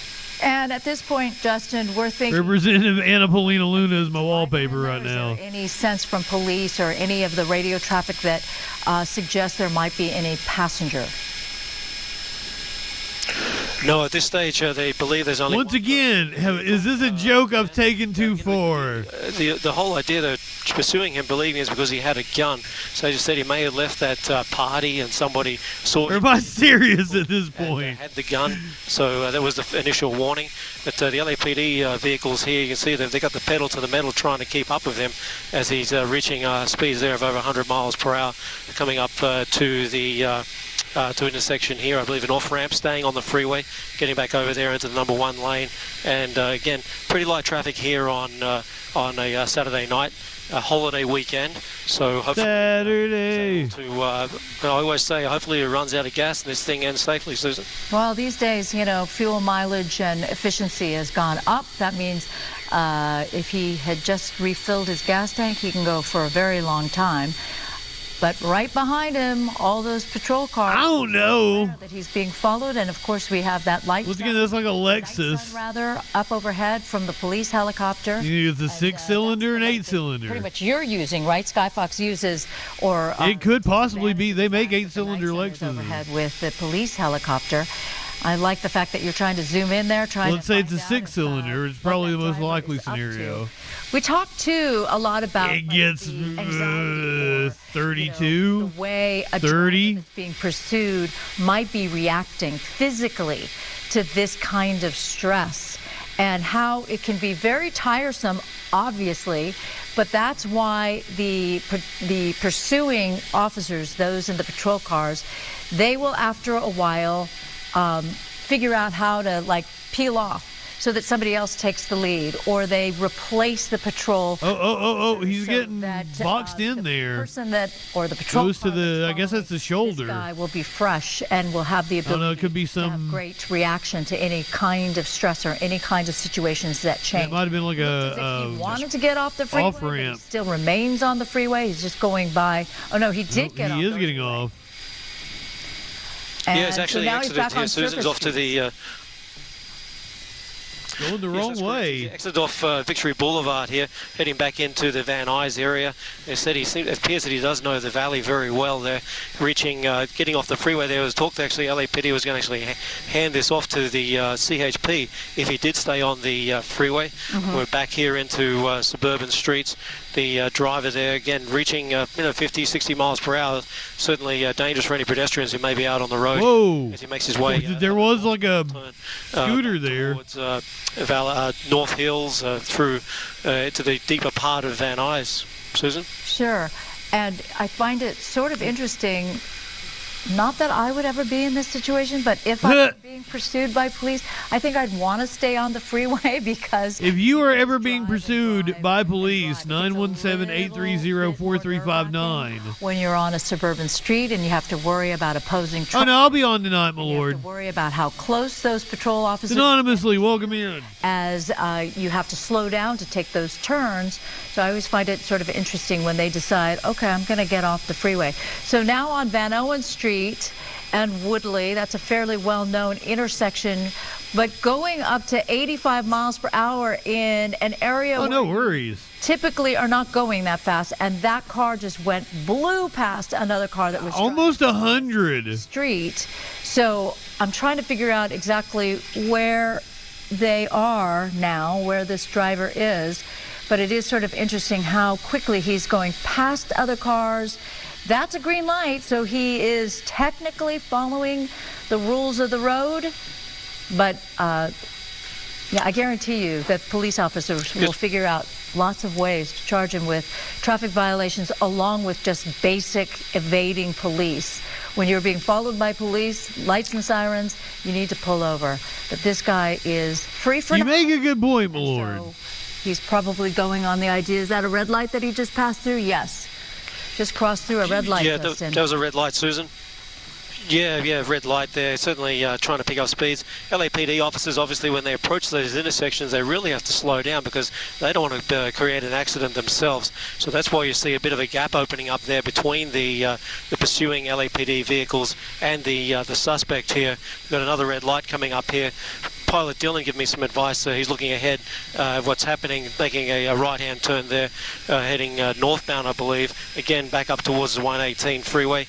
We were saying before, he seems to know the valley. He seems to be staying in this sort of area here. You see the LAPD airship come through shot there, giving us a beautiful bit of light because it is quite dark out here in the valley when you're flying. I feel like it's something in that family, anonymously. I guess Lexus. So we're giving you the best angle and the best closest shots we can as this car, again, Susan, makes its way. It could be Camry because they are LAPD very similar. Staying in pursuit. Obviously, this gentleman, as we mentioned before, possibly armed. They saw him at a house party, as we understand. They've had a gun, potentially throwing items outside the car, and they believe maybe that was was a weapon. I'm thinking Lexus. Susan, you see that flashing light in his hand, and I believe that is a cell phone, so I don't know whether he's texting somebody or is on the phone to someone, but he's certainly reaching pretty high speeds here, 80 miles per hour, as he's making his way westbound again through here on Sherman Way. So really stick into the valley with Lake Balboa. Up on traffic too. In this area a little bit earlier, Suze. Yes. So turning on to White Oak, I There's a recognize cop. that Greenland Market. There's some good Korean barbecue in there, frankly. It reaches these speeds of up to 60 miles per hour in an area where typically... I can't do Korean barbecue because like the smell of the kimchi. Justin, for a stretch like this? Pickled cabbage. I can't do it. Dylan and I were just having a chat before as we launched.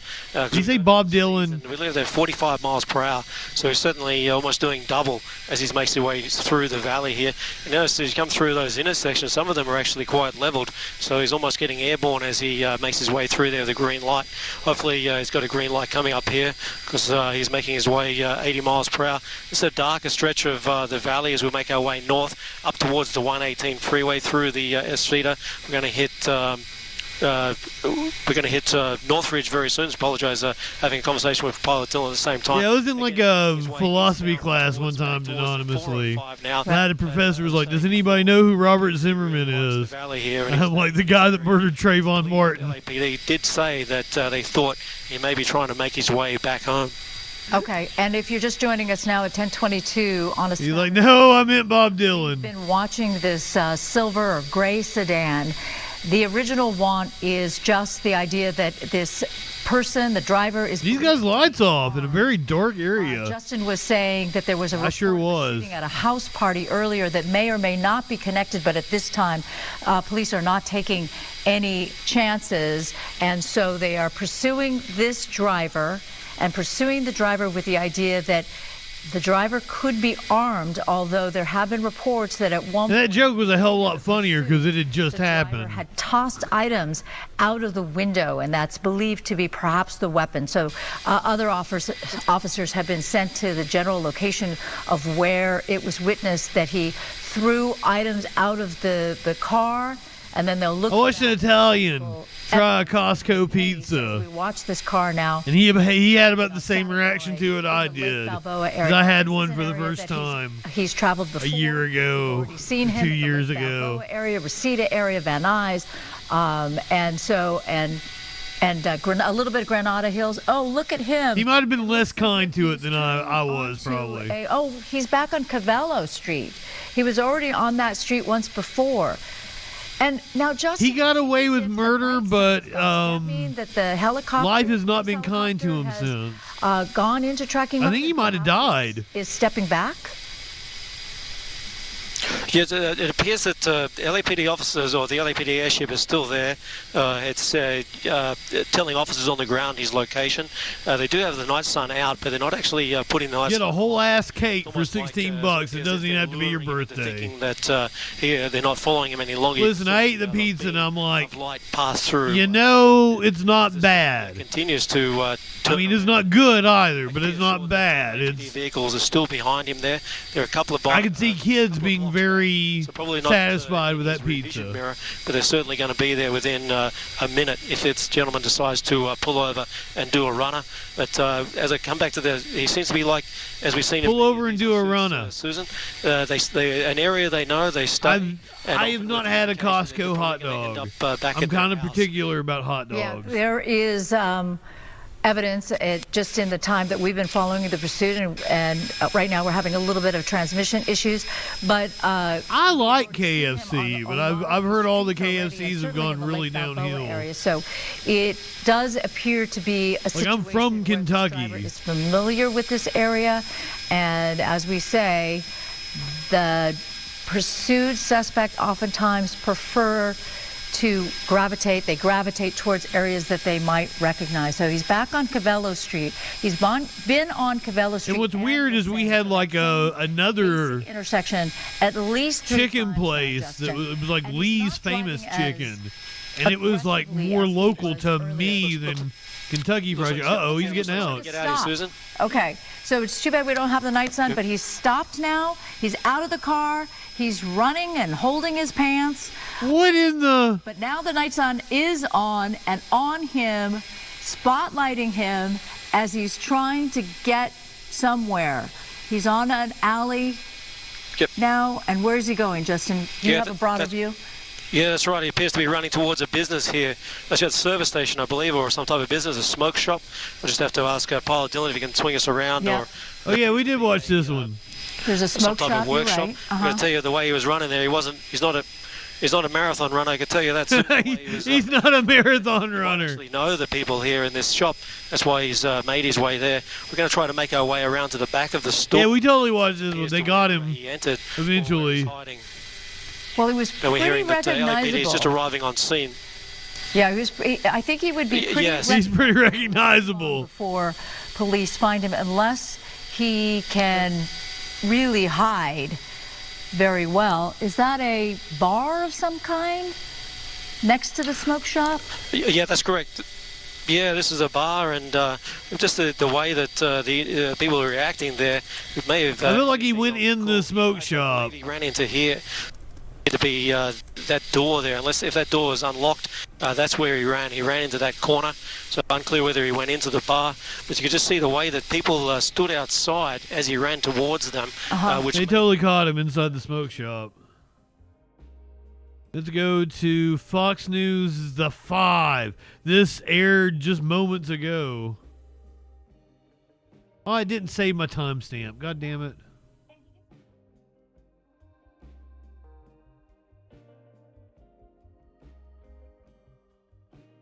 They're covering the big, beautiful breakup. That's what they're calling it. It is the Trump travel ban 2.0 in the wake of the horrific firebomb terror attack against a Jewish gathering in Boulder, Colorado, done at the hands of an illegal immigrant who overstayed. Yeah, that stupid dude set himself on fire. That was hilarious. A new travel ban that covers 12 countries and partially restricts entry to the U.S. from 7 others. Earlier, he explained why in the Oval. It can't come soon enough, frankly. We want to keep bad people out of our country. The Biden administration allowed some horrendous people, and we're getting them out one by one, and we're not stopping until we get them out. We have thousands of murderers. We want to get them out. We want to get them out now. We don't want to have other bad people coming into our country. By using the word bad, I'm being nice. But the media smells a distraction, trying to make the travel ban all about Elon Musk's recent criticisms of President Trump's big, beautiful bill. The other obvious reason for this is before all the shit that will take effect on Monday happened earlier today. Now everybody on the 5 should know about it. From Elon Musk's war on Donald Trump.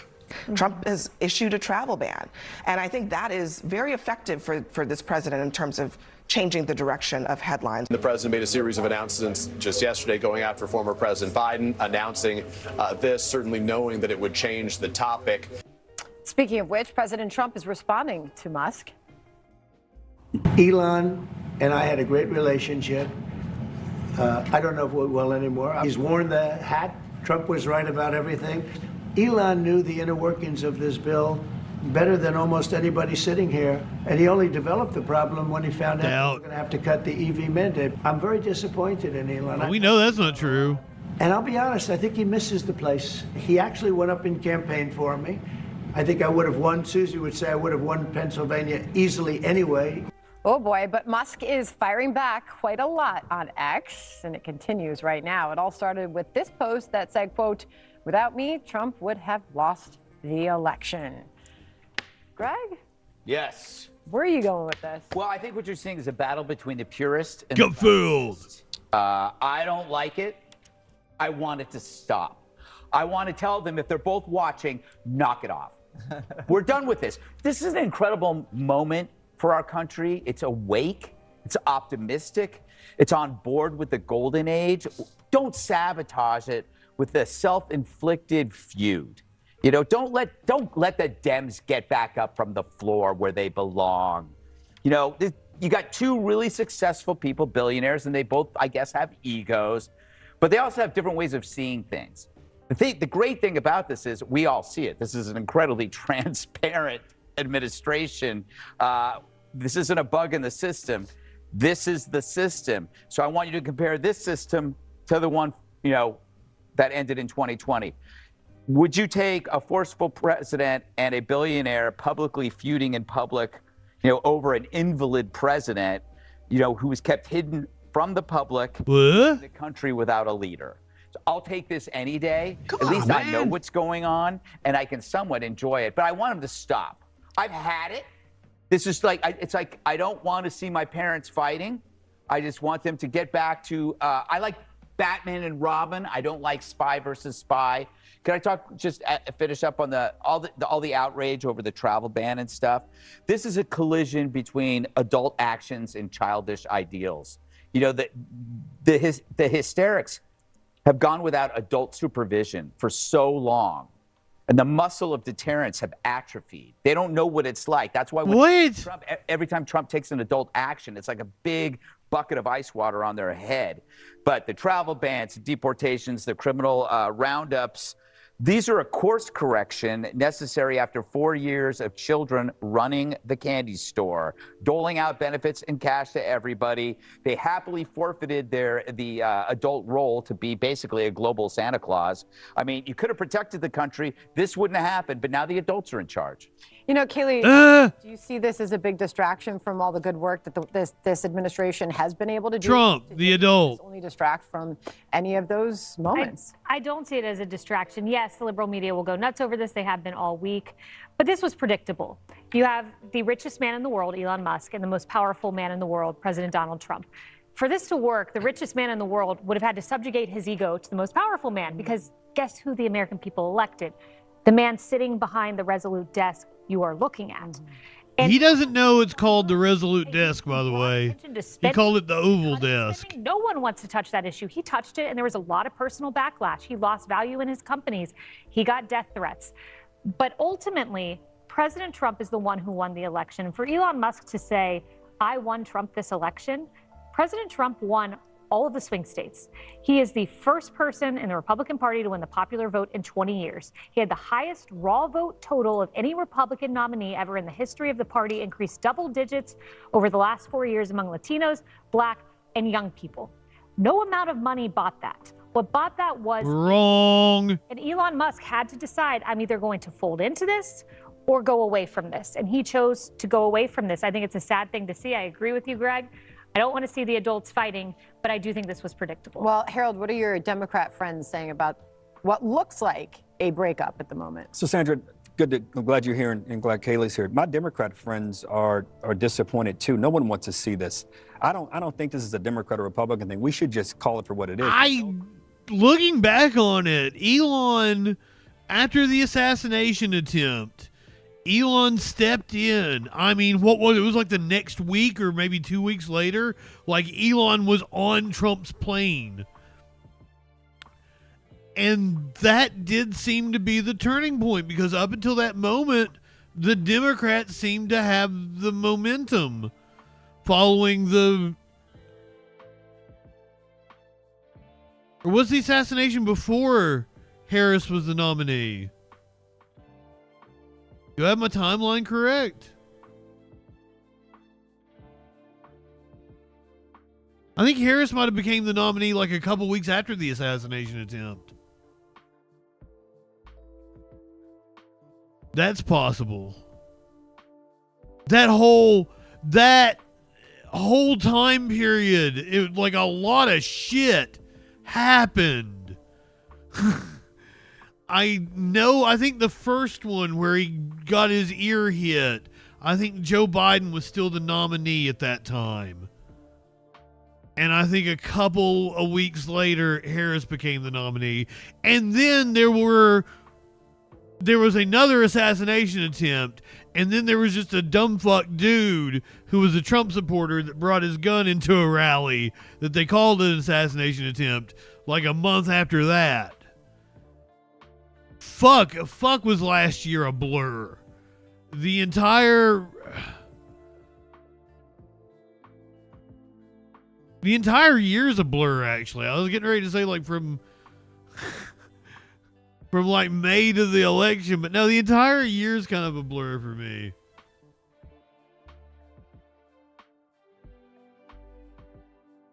But Musk stepped in after the assassination attempt. It was like 2 weeks later. That was the turning point. He really was, like, the money he pumped in, and I think put Trump over the finish line. Are not in charge. The president did benefit from Mr. Musk. If you go back and replay and we talk about the things that we say on this show, we were right on border security. We were right on the cognitive decline of the president. And we thought we were right about this relationship with the two of them. I'm hoping, I agree with you, this is not a partisan thing, but I hope they're able to repair this. For the richest... I've got to admit that I wasn't right about Trump and Musk because I thought they would have this breakup a lot sooner.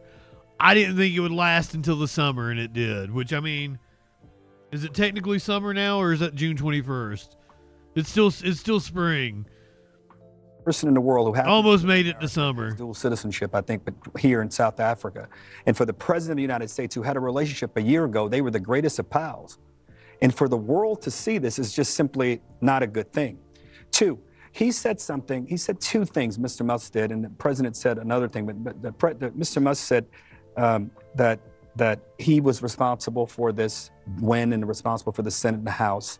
It's interesting the way he said that. I don't know if I agree with him on that. I think you make a good point, Kaylee, but we're going to see what he means by that. Then he said something else. He said, the president's only around for 3.5 years. I'm around for 40 years. Now, I take that to mean to those in politics, Democrat and Republican, that I'm going to be a kingmaker, continue to be a kingmaker. Then the president think I still live to see him go broke. The contracts, that the way to save money would be to cancel contracts. I've never been one to think that the president was totally consumed by revenge and retribution. Not in my party, and others have said it. I think at times he's human. He's got flesh, so he wants to punch back at people to punch him. But why, if you really believe, we said 8 weeks ago, 12 weeks ago on this show that but for Elon, we wouldn't have a space program. But for Elon Musk, we might not have the ability to communicate around the globe. That's bullshit. Ukrainians wouldn't have been able to do what they did against Russia, but for Starlink. Bullshit. Sure, we bragged about his prowess as a technologist. So I just hope to Greg's points, I agree with you. I hope they're able to dial this back and de-escalate, because we may be motivated by different reasons, but I don't like it because it's not good for the country. It's not good for how we look around the globe. But I got to tell you, there are some of my Democratic friends, Andrew, who are saying, let them fight. Just like they're just going with the old political kind of thing. If my enemy is fighting with the enemy, then it's okay. And then remember, Elon was a Democrat for a long, long time. So, why do they keep saying that? Travel ban, but it's interesting that Egypt is not a part of it. And the guy was from Egypt in Colorado. And as we talked about before, I wish they'd start tracking people who want to learn how to build Molotov cocktails online. If you go and try to build a bomb, we should know who you are. I can't buy Robitussin at a drugstore without presenting ID and being on camera. How can you go online and learn how to build a Molotov cocktail and we don't track you? Jesse, I wonder if this means Harold Friends will start buying Teslas again. Good question.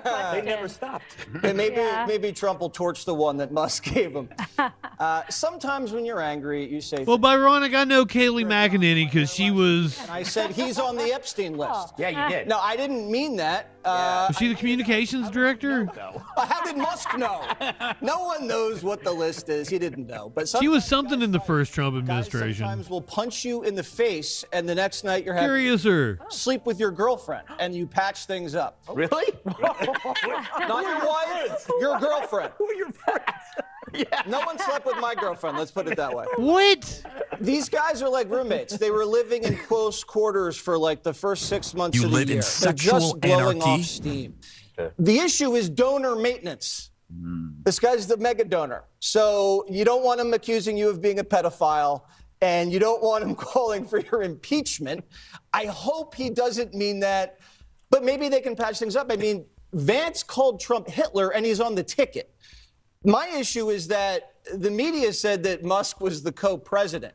He doesn't look like the co-president anymore. The media said Trump was doing favors for Elon Musk. Well, if you look at this big, beautiful bill, there's no favors for Elon Musk in it at all. Now, the big, beautiful bill, now he's got a beef with it. These are the things that Trump ran on and... I don't think Elon can be a pedo because I don't think his dick works. Guys, so you could do mass deportations. Military, F-35 ships, pay raises. That's the rumor. and tax relief for everybody, no tax on tips. These are the things that won him the election. He didn't run on balancing the budget. Yeah. So this is the priority right now. He fucked his Peter up trying to enlarge it. Yeah, there's a lot of pork in this thing. There's always a little pork, all right? But this is not a spending bill. This is the signature piece of Donald Trump's second term. This may be the last major piece of legislation Trump ever passes. Well, he might have 3 terms, but for now we're saying this is it.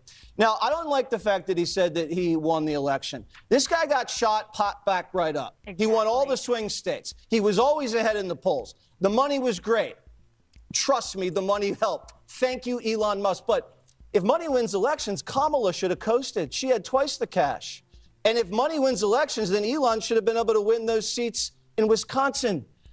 Ooh. He's taking the high road. I think Elon right now, think about it. Yes. I thought he was going to call him a drug addict about an hour ago. He hasn't called him that yet. Let's see. I think Trump should just take the high road, let Elon blow off some steam. They're both powerful men. Are we going to get another press event from Trump today? The night is young, that is for sure. All right, just ahead, the knives are out for Karine. Biden world is... Yeah, I can't wait to talk about that one tonight. Hold on. So... Patrick Bet David, they called an emergency podcast, having an emergency podcast to talk about the Epstein accusations. This is a big deal for them, apparently. I've only seen the clips of PBD that have been played by like Sam Cedar.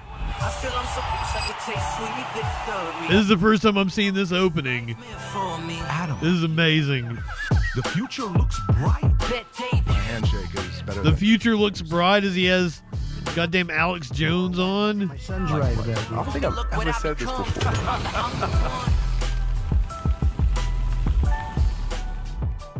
All right. My opening's better. If you're following the feud or not, obviously a massive... Everyone is following the feud. An hour and a half ago or 2 hours ago on Twitter that led to a bunch of different things.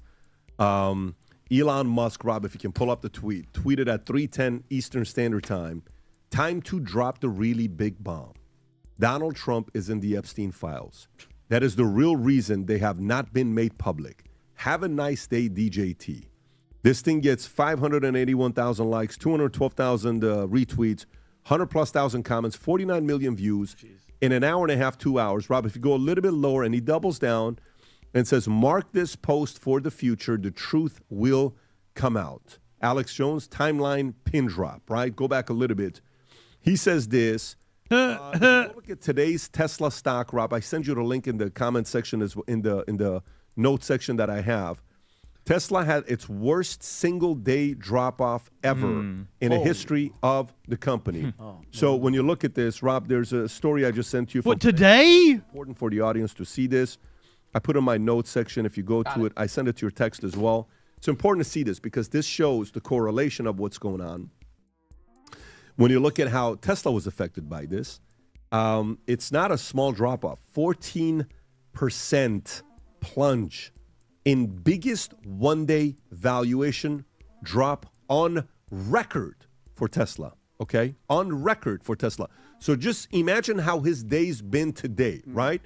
The sell-off erased $153 billion of valuation from Tesla, the single biggest ever. Go to the next slide, Rob, if you could, and watch what it shows. He's probably not the richest person in the world then. June 5th, 2025 goes down as the worst. The other one was 25 March, 2 months ago. And then you see the rest. So it's not been a good day for Musk. Now, earlier, when the whole big, beautiful bill, Musk dropped a tweet a couple days ago saying, look, I'm just going to say it. It's not a big, beautiful bill. Then Trump earlier today, while I was doing a podcast with Charlie Kirk, Trump came out and said a few things. Rob, if you want to put out the video, I don't know if you have the video or not, what Trump said. I'll read this if you have it, if you want to go back to it. No, what you just said, put it right there. I'll read it. The easiest way to save money in our budget, billions and billions of dollars, is to terminate Elon's governmental subsidies and contracts. I was always surprised that Biden didn't do it. So it's not like this is a one-sided thing. They're going back and forth. Rob, there was a video that the president is saying, he's probably next thing he's going to say some bad things about me. I don't know if you guys saw that video or not. You saw it when Charlie Kirk played it today. while we were talking, and while all this stuff is going on, by the way, apparently, allegedly is a better phrase to use. Is this it, Rob? He hasn't said bad things about me That's personally. the one. Okay, yep. That's the one. Watch this. Great job. Elon knew that. Elon endorsed me very strongly. He actually Rob, went up too and loud. campaigned for me. I think I would have won. Susie would say I would have won Pennsylvania easily. Who's Susie? Oh, Susie Walls. The governor ran, the real governor, not the governor from Minnesota, he's a sick puppy, that guy. That poor guy, I feel sorry for him. But they made a bad choice with him. But if you pick Shapiro or anybody else, I spoke to him recently about his house being set on fire, which was terrible. But if they picked him, I would have won Pennsylvania. I won it by a lot. But I'm very disappointed because Elon knew the inner workings of this bill better than almost anybody sitting here, better than you people. He knew everything about it. He had no problem with it. All of a sudden he had a problem, and he only developed the problem when he found out that we're going to have to cut the EV mandate because that's billions and billions of dollars. Oh, he didn't just develop his problem. We want to have cars of all types. Electric, we want to have electric, but we want to have a gasoline, combustion. We want to have different. We want to have hybrids. We want to have we want to be able to sell everything. And when that was cut, and Congress wanted to cut it, it became a little bit different. And I can understand that. But he knew every aspect of this bill. He knew it better than almost anybody. And he never had a problem until right after he left. And if you saw the statements he made about me, which I'm sure you can get very easily, it's very fresh on tape. He said, This is before those statements. and he hasn't said bad about me personally, but I'm sure that'll be next. That's right. But I'm very disappointed. Oh, he called it. He called it. He said he hasn't said anything bad about me personally, but I'm sure that'll be next. And like within an hour. But I think Trump tweeted the thing about taking away Elon's contracts first. And then we got the Epstein tweet. The easiest way to save money in our budget, billions and billions of dollars, is to terminate Elon's governmental subsidies. That's when Elon dropped the... And I don't have the timeline correct, but I think he tweets or truths this out right after he leaves this press conference. This was his meeting with German Chancellor Merz earlier today. Well, I've helped Elon a lot.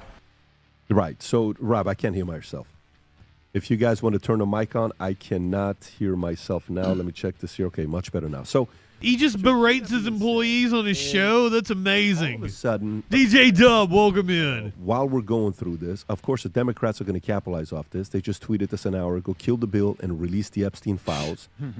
Elon Musk just unfollowed Stephen Miller, unfollowed Charlie Kirk, and unfollowed Trump, all on X. That just happened. And while this is going on, more continuation of what he said. A guy named Ian Miles Chung. Rob, I don't know if you saw this one or not. A guy that is very stupid and shouldn't be listened to. And tweets something. If you can go to his handle, this is very interesting what he tweets.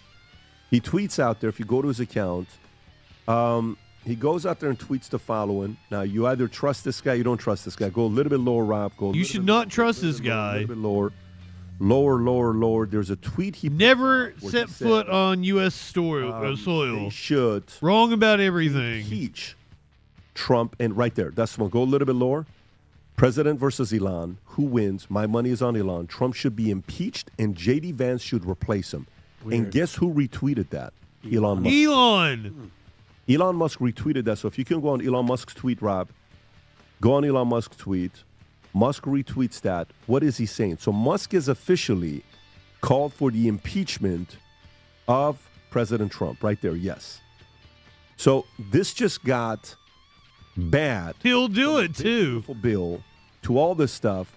And now, if you use your imagination, God knows what happened with that black guy. Mm-hmm. That black guy, was it a fight that took place? Somebody swung and it really offended Elon. Is like, look what Stephen Miller? Guys. Is that a Lutnick? Is that I don't know who else did it. Who else will be in that room? Lutnick, actually has some balls. That doesn't I don't think Miller has the balls to throw a punch. Something like this too. Maybe it was a meeting while they're calling each other out, and somebody just. Also, I do want to point out that that Elon. That doesn't accident. It is the right eye, so more than likely got caught with a left hook. So we're talking about a southpaw. DJ Dub, can you look it up for me if you don't mind? Can you find out if Stephen or Holiday? Welcome in, my friend. Can one of you find out, is Stephen Miller left-handed? Is Howard Lutnick left-handed? Accidentally happened, and you want to do something. Miller is a lefty. It was a meeting while they're calling each other out, and somebody just because Elon started calling out Trump, and it got nasty, and then somebody swung, and then somebody was a peacemaker bringing it in. I'm not speculating. Remember, the key word is allegedly. We don't know any of this stuff, but the timing of all of this is a little weird. Timing of all this is a little weird. So now I went on X. And I ran a poll, and then I'm going to open the allegedly collection. This motherfucker just has a bunch of T-shirts that say allegedly on them. What a fucking scam he is. At least, you go to my T-shirt shop, and there's some thought that's been put into the things on my shirt. I didn't just write allegedly. Because I want to hear some of the things you guys. Milf, welcome in. On my account. I ran a poll, and here's what the poll is. I asked. Who do you? No, it would have been a left hook. Simple question. Trump? Am I wrong about that? Or neither? Because if they were right-handed, they would have hit his left temple. 41,000 people have voted, so that's an ample amount of voters. 41,000. Rob, pick one of them. Look at that. Okay. Nearly twice as many people believe Musk as they do Trump, and you know my audience. Wow. This is my audience. Mm-hmm. This isn't like it's random. No, this is not. Poll. So, look, if you're watching this and you enjoy when we go live on these types of things and you haven't subscribed to the channel, please do so. And, it's just a weird situation. I mean, I'm open to being wrong, but I think if you're punching... I have a lot of theories. You're hitting the opposite side that you're punching from. Well, so if you're throwing it right, you'd hit their left side. The actual date, how many months ago would you say that we were having a podcast prep and it was the H1B1 debate something? How long, Rob? What would you say, Rob? 4 months? That was December. No, it was after Trump had been elected because it was the H1B1 Trump was elected. debate. Trump is in, and guys, and you guys were everybody in this room was there, so I have witnesses. There was a moment where you stopped and you looked outside. Can't find a long pause, and you shook your listing head for and Lutnick. said, this is not going to turn out good. And something about Elon. You mentioned something about Elon, and it's come to pass, and we're seeing it happen live. So I have to give credit. You called this a long ass time ago. Like you said, the timing is off. I know Brandon has a really good vibes are off about Peter Thiel and JD Vance, who JD Vance has been very, very quiet lately. But I mean, Musk and Trump have both been quiet for the last hour. If you could talk crap, go back and forth. The bill, I get it. His stock is dropping. If you're saying that Trump is on Epstein's list, you're basically indirectly saying that Donald Trump is a pedophile. If yes, in your mind, and he's on that list, and that's the only reason, then you knowingly, Elon, are hanging worked with a pedophile.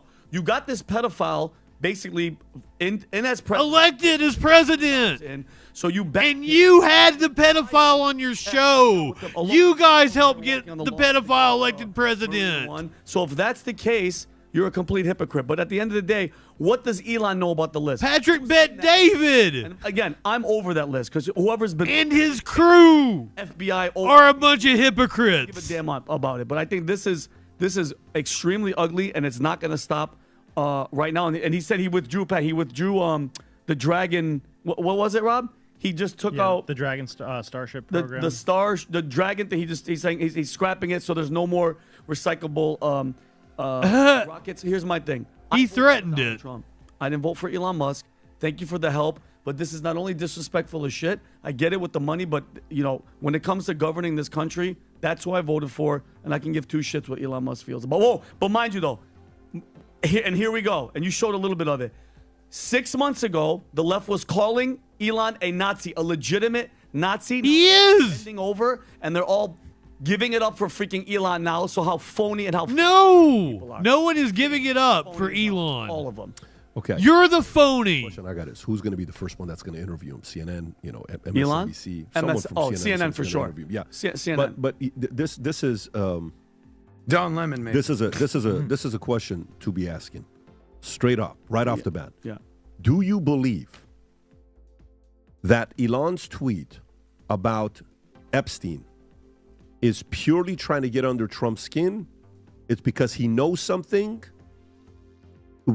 Where do you think that tweet? We all know something. We all know he was in the files. We all know he was on the flights. Skin because what's your ratio? 90-10 under skin? 90-10 under credibility? Skin. Because the left would have used the Epstein thing before Russian collusion. Exactly. That's There's the point. no way. I've been screaming about it for years. I have gifts. I have court documents saved on my hard drive. I have been screaming about Trump's connection to Epstein for freaking years. Blackmail stuff where he used blackmail against people because he was mentored by Roy Cohn.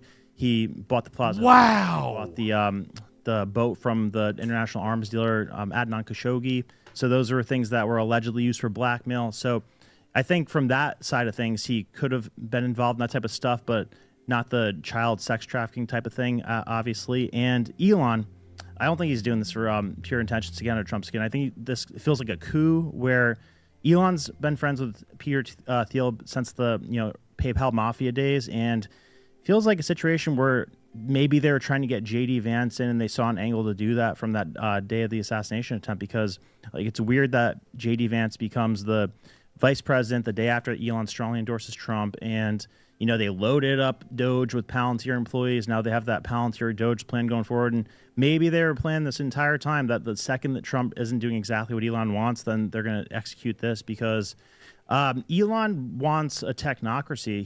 He thinks that government should not be in charge, that private business owners like the tech elites should be in charge. So yeah, I think there's two things true at the same time. I think that Trump, he did some stuff where he maybe I hate these people currency in the past, but I think Elon has dark intentions. He's not America first. And real quick, how would they be able to get Trump out? Would the Epstein something list be able to get him impeached? I don't think they will, because I think there's a reason that the Democrats didn't use that. It's very telling that it's not hard to find stuff that is weird about what Trump did during the 80s with buying certain properties and hanging out with certain people. The left never mentioned that once, and that tells me what are you talking about? They tried these far-fetched attempts to get him on, overpricing real estate, and this girl might have said something, this and that, and never even spoke about the Epstein list. Tells me that they have a lot of friends, if not themselves, that are involved with that situation.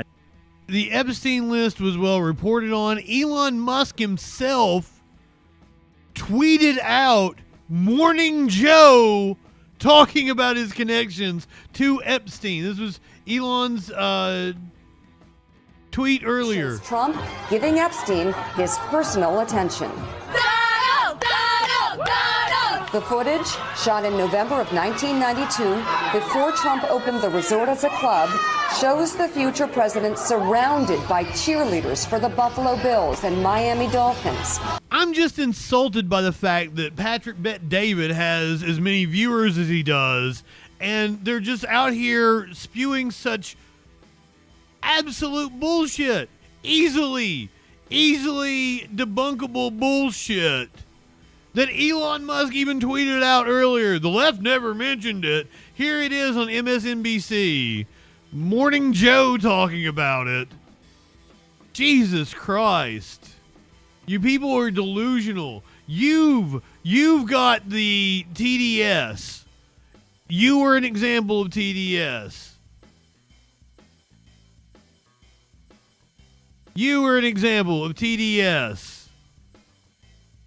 Just complete dumb fucks. If you have enough money, you can just get on YouTube and say whatever the fuck you want. Buy followers.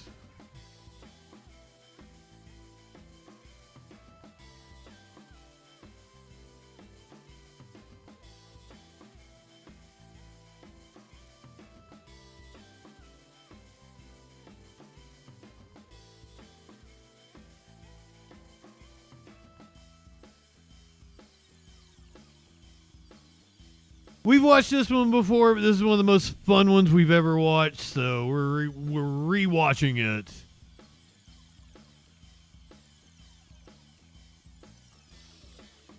It's in progress right now. You're looking at it. We're looking at it at the same time. And Zoe, we were told This is outside of Boston. Emergency response or some kind of tow truck in the front. One of those roadside assistance trucks, and you can see they're just kind of going through this neighborhood. It's unclear how this chase started, but at this point you can see multiple police officers just tailing that truck at this moment. I'm not sure which police department that is. Originally, we heard from Prince George's County Police. You can see one War of the Machine, welcome in. the left. There we go. They're trying to block him in to try to keep him. They did not try to block him in. Maryland State Police, And you got there's other- troopers as well. And look, so you've got all these other people on the road, too, that are trying to get out of the way. Yeah, so let's see. If I remember correctly, this happened like 5, 6 in the evening. Will end. They have been. Do we know at all how long this chase has been underway? And do we know where this is, friends?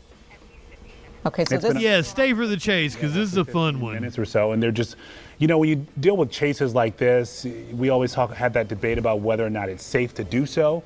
In this case right here, you have them navigating the streets of this neighborhood. We just saw Because what happens on the road. You have police is about halfway through this chase, other areas of he realizes how powerful of a vehicle he's in. Lorenzo and Leslie, it's Adam Longo in the newsroom. And let's just say he starts throwing his weight around. Sorry to just cut in, but this was not a chase involving Maryland State Police or Prince George's County Police until about 10 minutes ago. All we do know is that this is an MDOT emergency. Yeah, where's Drake at? It was driving around. Our chopper was following it because we got a hint that police. Drake accuses me of only playing just within the past 10 minutes. chases that happen in L.A. Came on air, had made some evasive maneuvers through some parking lots. It drove through a grassy field, impacting some power lines in an attempt to evade and escape the officers that are chasing it. So we don't know exactly how this began. This vehicle has been on Route 29. It's been on 95 southbound. It got off. But we always hope the suspect wins. Continuing, it started out. Well, that one dude was a rapist. In the area of around Beltsville and Green. And that's wild that where this is right now, but you can see that Maryland State Police in hot pursuit of this vehicle, which his story was big enough for us to cover his vehicles. You can see court proceedings in here, and we watched his police chase live in front of this vehicle and pin it in. Yeah, and what makes it difficult as well, I'm assuming, is because you're talking about a roadside assistance truck with flashing lights. So a lot of those folks are also just trying to move. He was like apparently like one of the FBI's like top 10 most wanted. Vehicle is going, but you can see clearly the drivers that are along this stretch of road, wherever this driver is, know that something is going. Man, the bikes out of the way. I was live. I like that. We watched that live as that was happening. Holy shit, was the bikes. That was a mind fuck. Some of the other police departments in our area, just in case this moves out of the region as well. And so we do know that Maryland State Police is the lead agency here that has initiated this pursuit, and that Prince George's County Police, because it there is in the county, they've been asked to assist. So you have a number of officers just sort of converging in and around this area in an attempt to bring this vehicle to a stop. Do you want to come over and play the game? Because apparently you do not get the. I figured they filmed the 2 seasons together, but no. They're saying like it's 2027 until the next season comes out. That's when this vehicle went out of the parking lot and into this grassy field to get away. Hopefully we can get that video and turn it around for you in the next couple of minutes. But it looks as this. Every time it looks like the police might be in a position to be able to pin this vehicle in or stop it, whoever is driving this vehicle is able to get away. You know, it could be that I love it because they showed you the end of the game, like the storm and that the seizing of the island, but you only saw it from Ellie's perspective. Pace with the other police. The game goes back and forth between the two perspectives. State police vehicle behind it, but if you're on the road, you might not actually realize this is a chase. Right. You know, you might think this is just somebody trying to get somewhere. Now, of course, you see this maneuver here. They tried this before, and the driver of the emergency vehicle was able to outmaneuver. Yeah, there is no way they're going to be able to pit this truck. Yeah, so looks like they've got him have here a right stop. here. Maybe this will work, but we're not Let's sure. see. Looks like the driver is still trying to maneuver, trying to get around, going on the side of the road. So this is clearly a. That's what I'm saying. Oh, there it is. That's the first impact we've seen on another vehicle so far. And okay, so at this point, you have to wonder how much longer this can go. You're driving through some of the terrain here. Okay, so we're back on the road again. So, and we can say here that this roadside assistance truck was stolen. So we don't know where it was stolen from or where the initial point of entry was or whether the person who He now realized he can go off road. But we know it started in Calverton, He Maryland. can push shit out of his way. Moving throughout the area, as Adam said, I-95, Route 29, in the Beltsville area, and cars are trying to get out of the way. If you're just joining us now, we are following what appears to be a police pursuit in Maryland. This what is appears an to be vehicle which was supposed to be dispatching to help someone on the side of the road. Somehow it gets jacked, right? It gets stolen. And somebody's behind the wheel now trying to outrun several jurisdictions of police. Yeah, and I'm trying to read the side of this truck as well. I can't make out whether or not it says Maryland Department of Transportation. It does. Somehow, okay. So that it is a state truck that was taken here. It says emergency patrol on the side. And so this person, whoever this is driving it, I'm assuming some of these officers who have been able to tail it, get on the side of it as well, have identified the person. This is like what, like an F350, F450? The person is in the driver's seat, just navigating through traffic. It is 6:11 on a Friday evening, rush hour traffic, folks trying to get home, and there is quite a bit of activity. Might be a Chevy 2500. This is a police pursuit. You are looking at right here, that yellow truck right there is an emergency. This is one of them big motherfuckers. For MDOT. It was stolen from a location. If I wasn't on YouTube, I'd be playing music. No, nope. This is Boston, Mass. Stop the driver who has been able to outmaneuver them several times. First, we saw him get sort of cornered in one area. He was able to maneuver. Then they tried to corner him somewhere else. He appeared to go off on some rugged terrain and kept going. And so are the police, still trying to catch him. No, Maryland. And it looked okay, like yeah, Maryland. Pretty close behind him was a Maryland state. Yeah, Maryland. I'm sorry. Prince George's County police officers as well. I get my M states in the Northeast mixed up. When you make that decision to chase a suspect in situations like this, because you're talking about rush hour as well on a Friday, a lot of folks heading home. So it's out of Baltimore. So is it safe to do? No, it was Maryland. In this case, police from multiple jurisdictions felt that they had to go after the person in this truck to stop them. We're pulling up to a gas station right now. Let's see what's going to happen here. Looks like he's using this as a way to kind of turn around and go back in the opposite direction. Boy, it is clear that whoever's driving this vehicle. Oh, yes. So this is on the right. Okay. He's just pushing that out of the way. Holy cow. Wow. This is the first time we've seen this kind of happen in this pursuit. Saw a Montgomery County cruiser in there as well, not engaged by the suspect. And now it's a matter of, you see how aggressive the suspect is getting with the vehicle. So do the police authorities, in an attempt to bring this to a close, match that aggression in trying to get this person stopped. Yeah, and you know, we have seen this driver. Okay, so now we're pushing other cars away. Yeah, initially it was just about police and getting out of the way. I feel like he didn't mean to push that one. Going through traffic here. It just got hung up on him. It's taking an aggressive turn. And this is when it gets dangerous. Yeah, this is when it gets dangerous. If he's clearly very unpredictable, officers are trying beep, motherfuckers. Cars are trying to move over, but for those who may not realize that this is a pursuit, they may see this emergency vehicle and think they have. This chain has been deployed. What we've seen is they do not. One thing that's a problem here too, this is a big, heavy-duty truck. Yeah. You saw how it just pushed that Maryland State Police SUV just to the side with ease. Yeah, that wasn't no small SUV either. Difficult vehicle to wrangle compared to, some of the other vehicles that we might see, on internet videos that cops are able to pull. He's got his hazard lights on. This is a much heavier vehicle, going to be harder to get this vehicle stopped. And Adam, you were saying that this began, so before we brought this to you live, the folks at home, you were watching this for what, roughly 20 minutes? So this has been going on for quite some time. Ooh. Getting it now, moving literally. No. Wow. Yeah. This has gotten really, really serious. 2 cars there in the intersection have been smashed. Through Columbia Road. Okay. Hit another car. And another car. These cars are trying to get out of the way. They seem to sense that something off. is happening here. And so, Adam, how long so roughly 20 minutes back to that point? Yeah, so now we're about at the 25 minute mark. So Okay. when I first came attuned to this, there's talk in the newsroom, and we haven't been able to. Yeah, only ran the cop cars. I don't. What precipitated? I don't condone hitting. Was on its own for some time without any. Pedestrians have nothing to do with this. Flash, good evening. Was following it because we got word that something had happened here, that the police. That would be awesome. This vehicle, and it was stopping at stop signs. It was obeying the rules of the road, staying in the lanes, and as officers have now engaged, this suspect has become increasingly more erratic in trying to evade from the authorities. All right, so Zoe. I mean, it is an emergency vehicle. Day here, and They have every reason to get out of the way.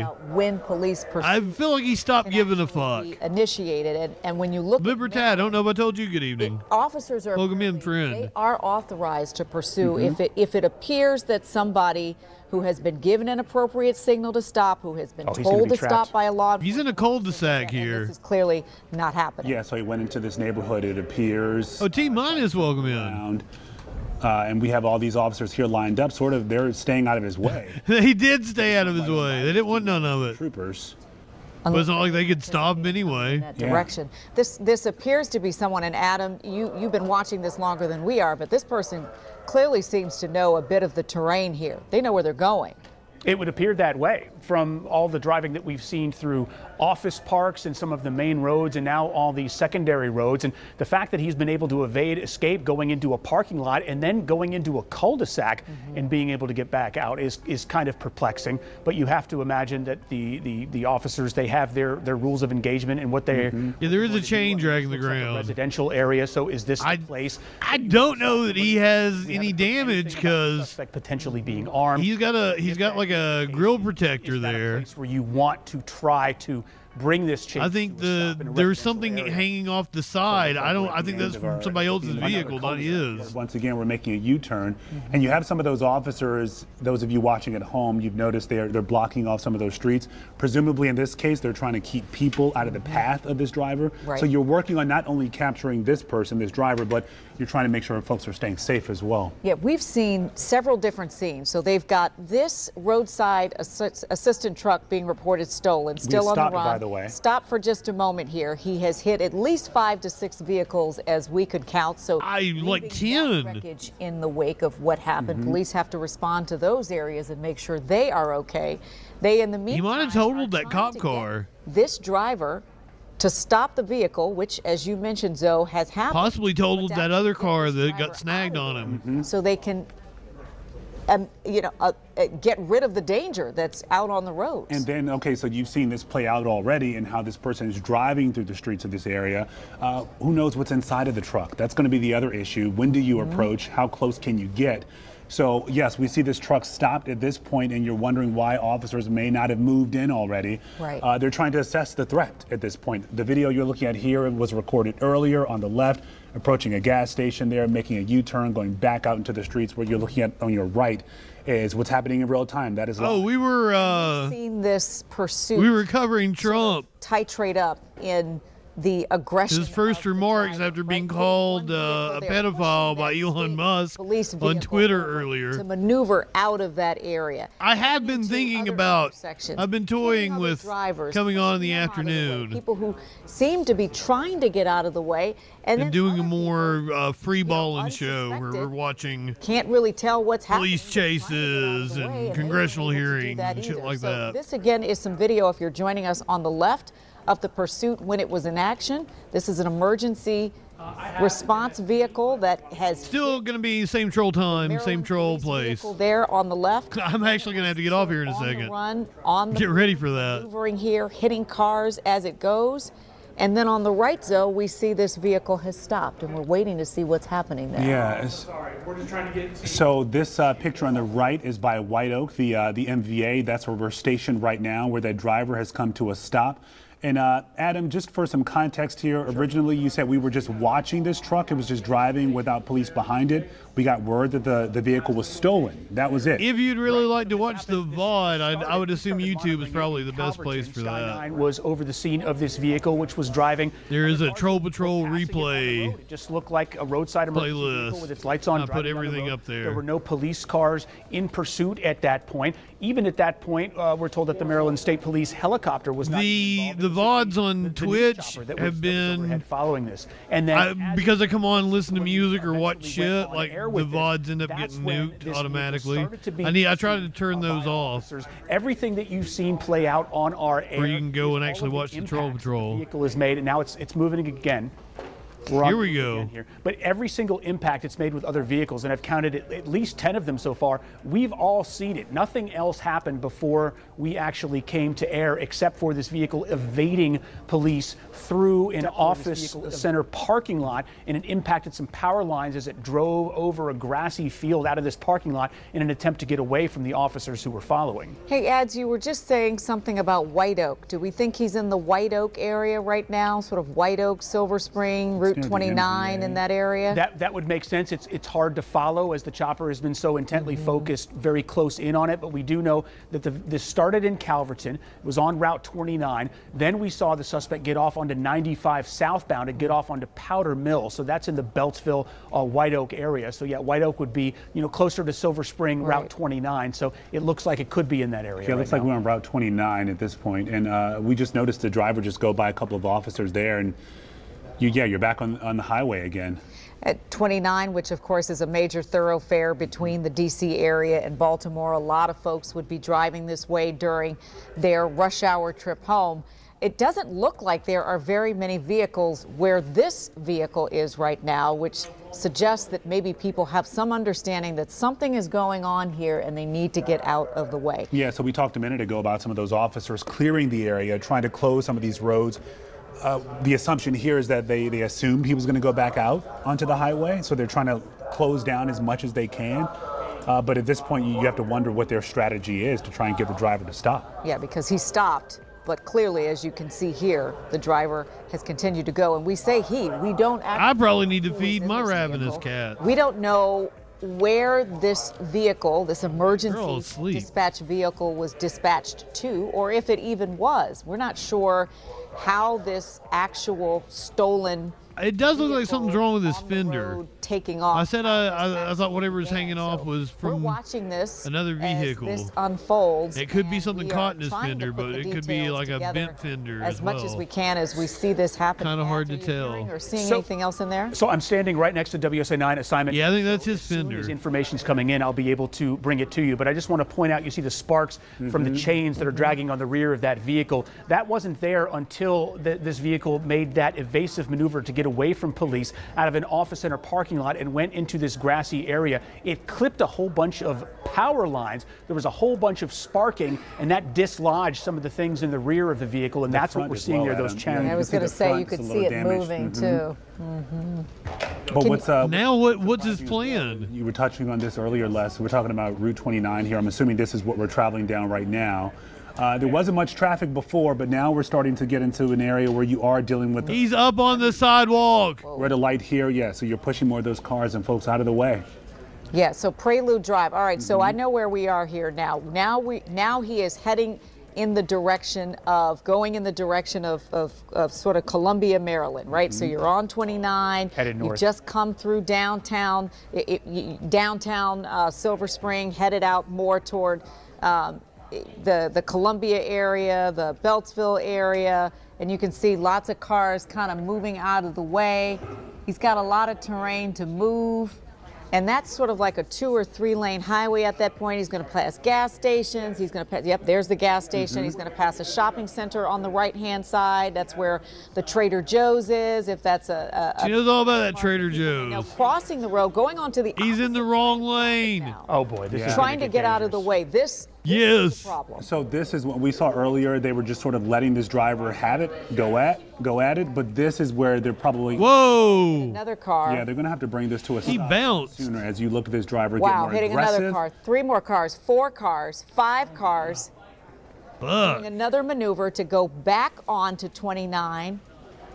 Oh, it looks like he stopped at this so tree. I don't know if he's stuck or stopped. Nope, he's trying to back out of there. Oh, come on. Don't tell me you're stuck.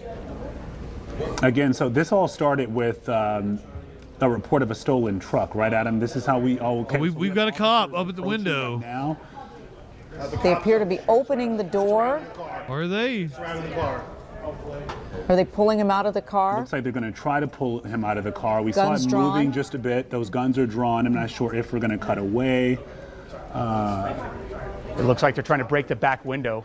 They're trying to get in somehow because, as you saw a minute ago, this is truly a threat right here. When you have a driver just did he really just get it like stuck? A lot of traffic out on the roads in such a busy part of town as well. Again, you have the K9 dogs on scene as well. A lot of those officers from really, those tow trucks are two-wheel drive. County Police a little earlier on the scene. A number of jurisdictions working to bring this driver to a stop. They're trying to break through the glass I can't tell to get that there's in. any movement in the car right now. I mean, I'm up on the screen right now. They're breaking all the windows. I can't see it any better. They're hitting the window to try to get inside. But as far as motion behind the driver's wheel, I can't see any.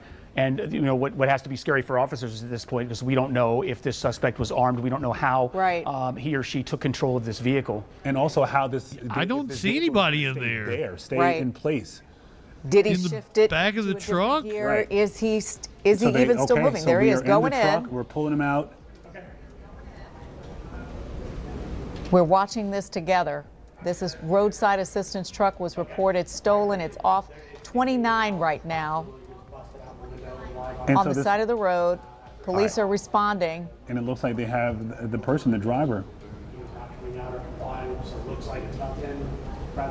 And this all began, shortly before 5 o'clock, Adam, when we were watching this unfold? Yeah, that's right. I can't believe he got stuck. That's when we first got word that there was a. I did not expect that to be the way this ended. And we saw him crashing into some of those other cars before. You're just hoping those folks are okay as well. So you have medics, I'm sure, responding to those scenes to make sure those people are okay. Yeah, we saw some of those cars spin 180 degrees as this truck just plowed right into them. You have to feel for all those folks just trying to get from point A to B on a Friday night ahead of this snowstorm that we're expecting. And now all of a sudden they've got crumpled cars and possible injuries. Absolutely. So we're hearing this is right near the Northwest Branch Recreation Center.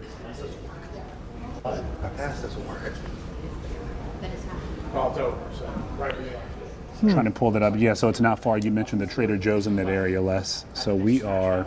So it would appear So we're too just- that oh, they're just go ahead, dealing with. I was going to say it does appear that we're looking at the officers dealing with just one person. We couldn't get a good shot at any point to see how many people were in this vehicle, despite the fact that the officers went in from both sides. It looks like they are dealing with whoever was driving this vehicle there on the driver's side on the ground. They had the canines come in. The canines were called back. It appears that they have this person in custody. Yeah, so this is just off of Route 29 and Lockwood Drive. Which is not too far from the downtown Silver Spring area. If you are just tuning in, we have been watching what was once a police pursuit involving an emergency response vehicle from DDOT, that yellow truck. All right, let's go back to Elon has tweeted since the last time we checked. Well, retweeted some naval account. What a weird account. 2.8 million followers. Interesting. Elon's stance is principled. Trump's stance is practical. Tech needs Republicans for the present. Republicans need tech for the future. Drop the tax cuts, cut some pork, get the bill through. Elon, that is the latest thing he's tweeted in the last 20 minutes or so. Hold on here. We've got responses from representatives on the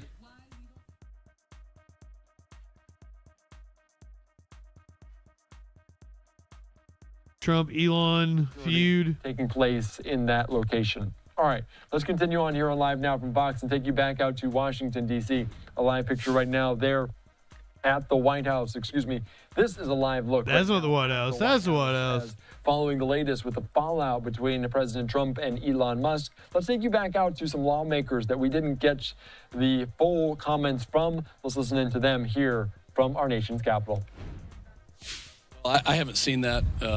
First off, the safety and security of our law enforcement is a paramount concern. So if he's insinuating that we should reveal their identities and do anything that would harm their efforts to keep our country safe, then I think that would be a very unwise statement to make without any sort of real reason. This is August Fugly. The agency representative from Texas. Refer to them for why they do that, and let the secretary explain that. But again, I'll go back to the safety and security of agents that are trying to keep our country safe. There's been some criticism that unmasking them. People are for transparency, but this is the equivalent of quote doxing them. Is that too far a bridge there? No, I think it's I think that is a very good analogy. And again, each agency, each law enforcement agency has their reasons for why they keep identities either hidden or not, and I think we should respect that. Congress will always have oversight. We will always ask questions. We've done that in every administration, and that's the appropriate time to have those questions answered by the agencies. Do you have questions about why they mask? No, this is not something that, again, I would need to look and see why Mr. Jeffries would say that, but I don't right now. Thanks. Thank you. Appreciate it. We got to go pass the rescissions. The big beautiful bill is the big beautiful bill. So we got to go deliver. That's the bottom line. Jeffrey Roy. Yeah, I agree. We should have more deficit reduction. So he's right. Also from Texas. He's not right about how he's handling it. What's that? But was he the one that crossed the line? Because he's been opposed consistently. Yeah, I assure you he crossed the line in what he said about the sitting president of the United States today, okay? The bottom line is we have a job to do. Elon did a great job in terms of the rescissions, in terms of the Doge cuts that he identified. And look, and I don't disagree with him about our need to go find more spending cuts. I don't. But, guys, keep it in the lines. Thanks, guys. Thank you. Can I ask you something very specific about one specific issue here? On camera? Yes, if you don't mind. You So, want to get run over here? You can stand out here, and I'll. All right, what's up? In any event, so about the rescissions? No, it's not actually. Hakeem Jeffries and some other Democrats have called for these ICE agents and people going to be unmasked. The idea that there's not transparency, people don't know who they are, they say they're thugs, etc. Do you have a view on that? Is that something that they do for security? Is that something that they ought to do for security? Look, in general, absence of evidence of something that's untoward that that we need to go look at under the law. Law enforcement deserves a whole lot of latitude to go root out the criminals and the people who need to be removed. I mean, look, the deck has been stacked against law enforcement for a long time by judges, progressive, by DAs, by judges who are letting people out, criminals on the street, gangs that are on the street because of Democrats. So I'm not going to be second guessing Tom Homan or Kristi Noem or anybody else about how they're trying to engage ICE to make sure that we remove bad actors who killed Laken Riley and killed Jocelyn Nungare and others from the streets. They need to go, and I'm not gonna sit around second guessing that. Let Hakeem Jeffries second guess that stuff. Again, if you got something you got to go bring before the law, somebody did something unlawful, great, bring it forward. But I'm not worried about ICE agents doing their job. What about the idea of transparency? The idea that we should know who these folks are? Transparency. It's like you're working for ICE. It's up to them to. You have people. We have people on, that are unknown all the time, working for the FBI and otherwise. But they're on payrolls and stuff. I mean, we in Congress. They're on payrolls and stuff. Bring people before us, and if it's something that's they can go into the skiff, they can tell us what's going on. But the bottom line is, they deserve a great deal of latitude. Undercover agents have to do lots of things in order to go root out criminals. I mean, when I was in the U.S. Attorney's office, we had to work with lots of people doing lots of things to go. Absolutely a piece of shit. Business, and a lot of people sit in ivory towers like to second guess the dirty business that it is to keep our streets safe. So, last thing here, do you think they've said some people have been critical of Jeffries and Tim Kaine and some others talking about this. They've said, well, isn't this the equivalent of basically doxing them if they are undercover people or something? Yeah, I mean, I think that's part of the issue, right? I mean, that's why I'm not going to get into second guessing it. Again, having worked with law enforcement when they have to be careful, when they're dealing with dangerous elements, when they're having to put themselves in dangerous positions, I'm going to give the benefit of the doubt to law enforcement until given a reason not to. There are very dangerous people out there who are making our streets unsafe. Again, Jocelyn Nungare died because she got picked up by TDA gang members. I want ICE to be able to get those people out of the country. Move to visa overstayed, and I want ICE to be able to get that guy and his family, by the way, no matter what the judge said, and get them out of our country. Because I'm tired of people dying in the United States who are citizens of people who have been here for generations because Biden and Democrats release people on the streets, and liberal progressive judges are letting these criminals out on the streets, and DAs aren't prosecuting. Come on, man. So I'll stand with law enforcement. Thanks, Chad. I appreciate it. What a piece of shit. Okay, good. Good. All right, I will be back. Normal troll time. Less than an hour and a half from now. I gotta go eat something. If you are watching on Twitch, you're heading over to Globus, having a conversation with She Snaps. Go ahead. Oh, wait a minute. I can't use that one in the middle of the day. Sign off with my usual stand up. Don't do anything I wouldn't do. However, that doesn't limit your options very much at all. I'll see you here in about an hour and a half on the Troll Patrol live.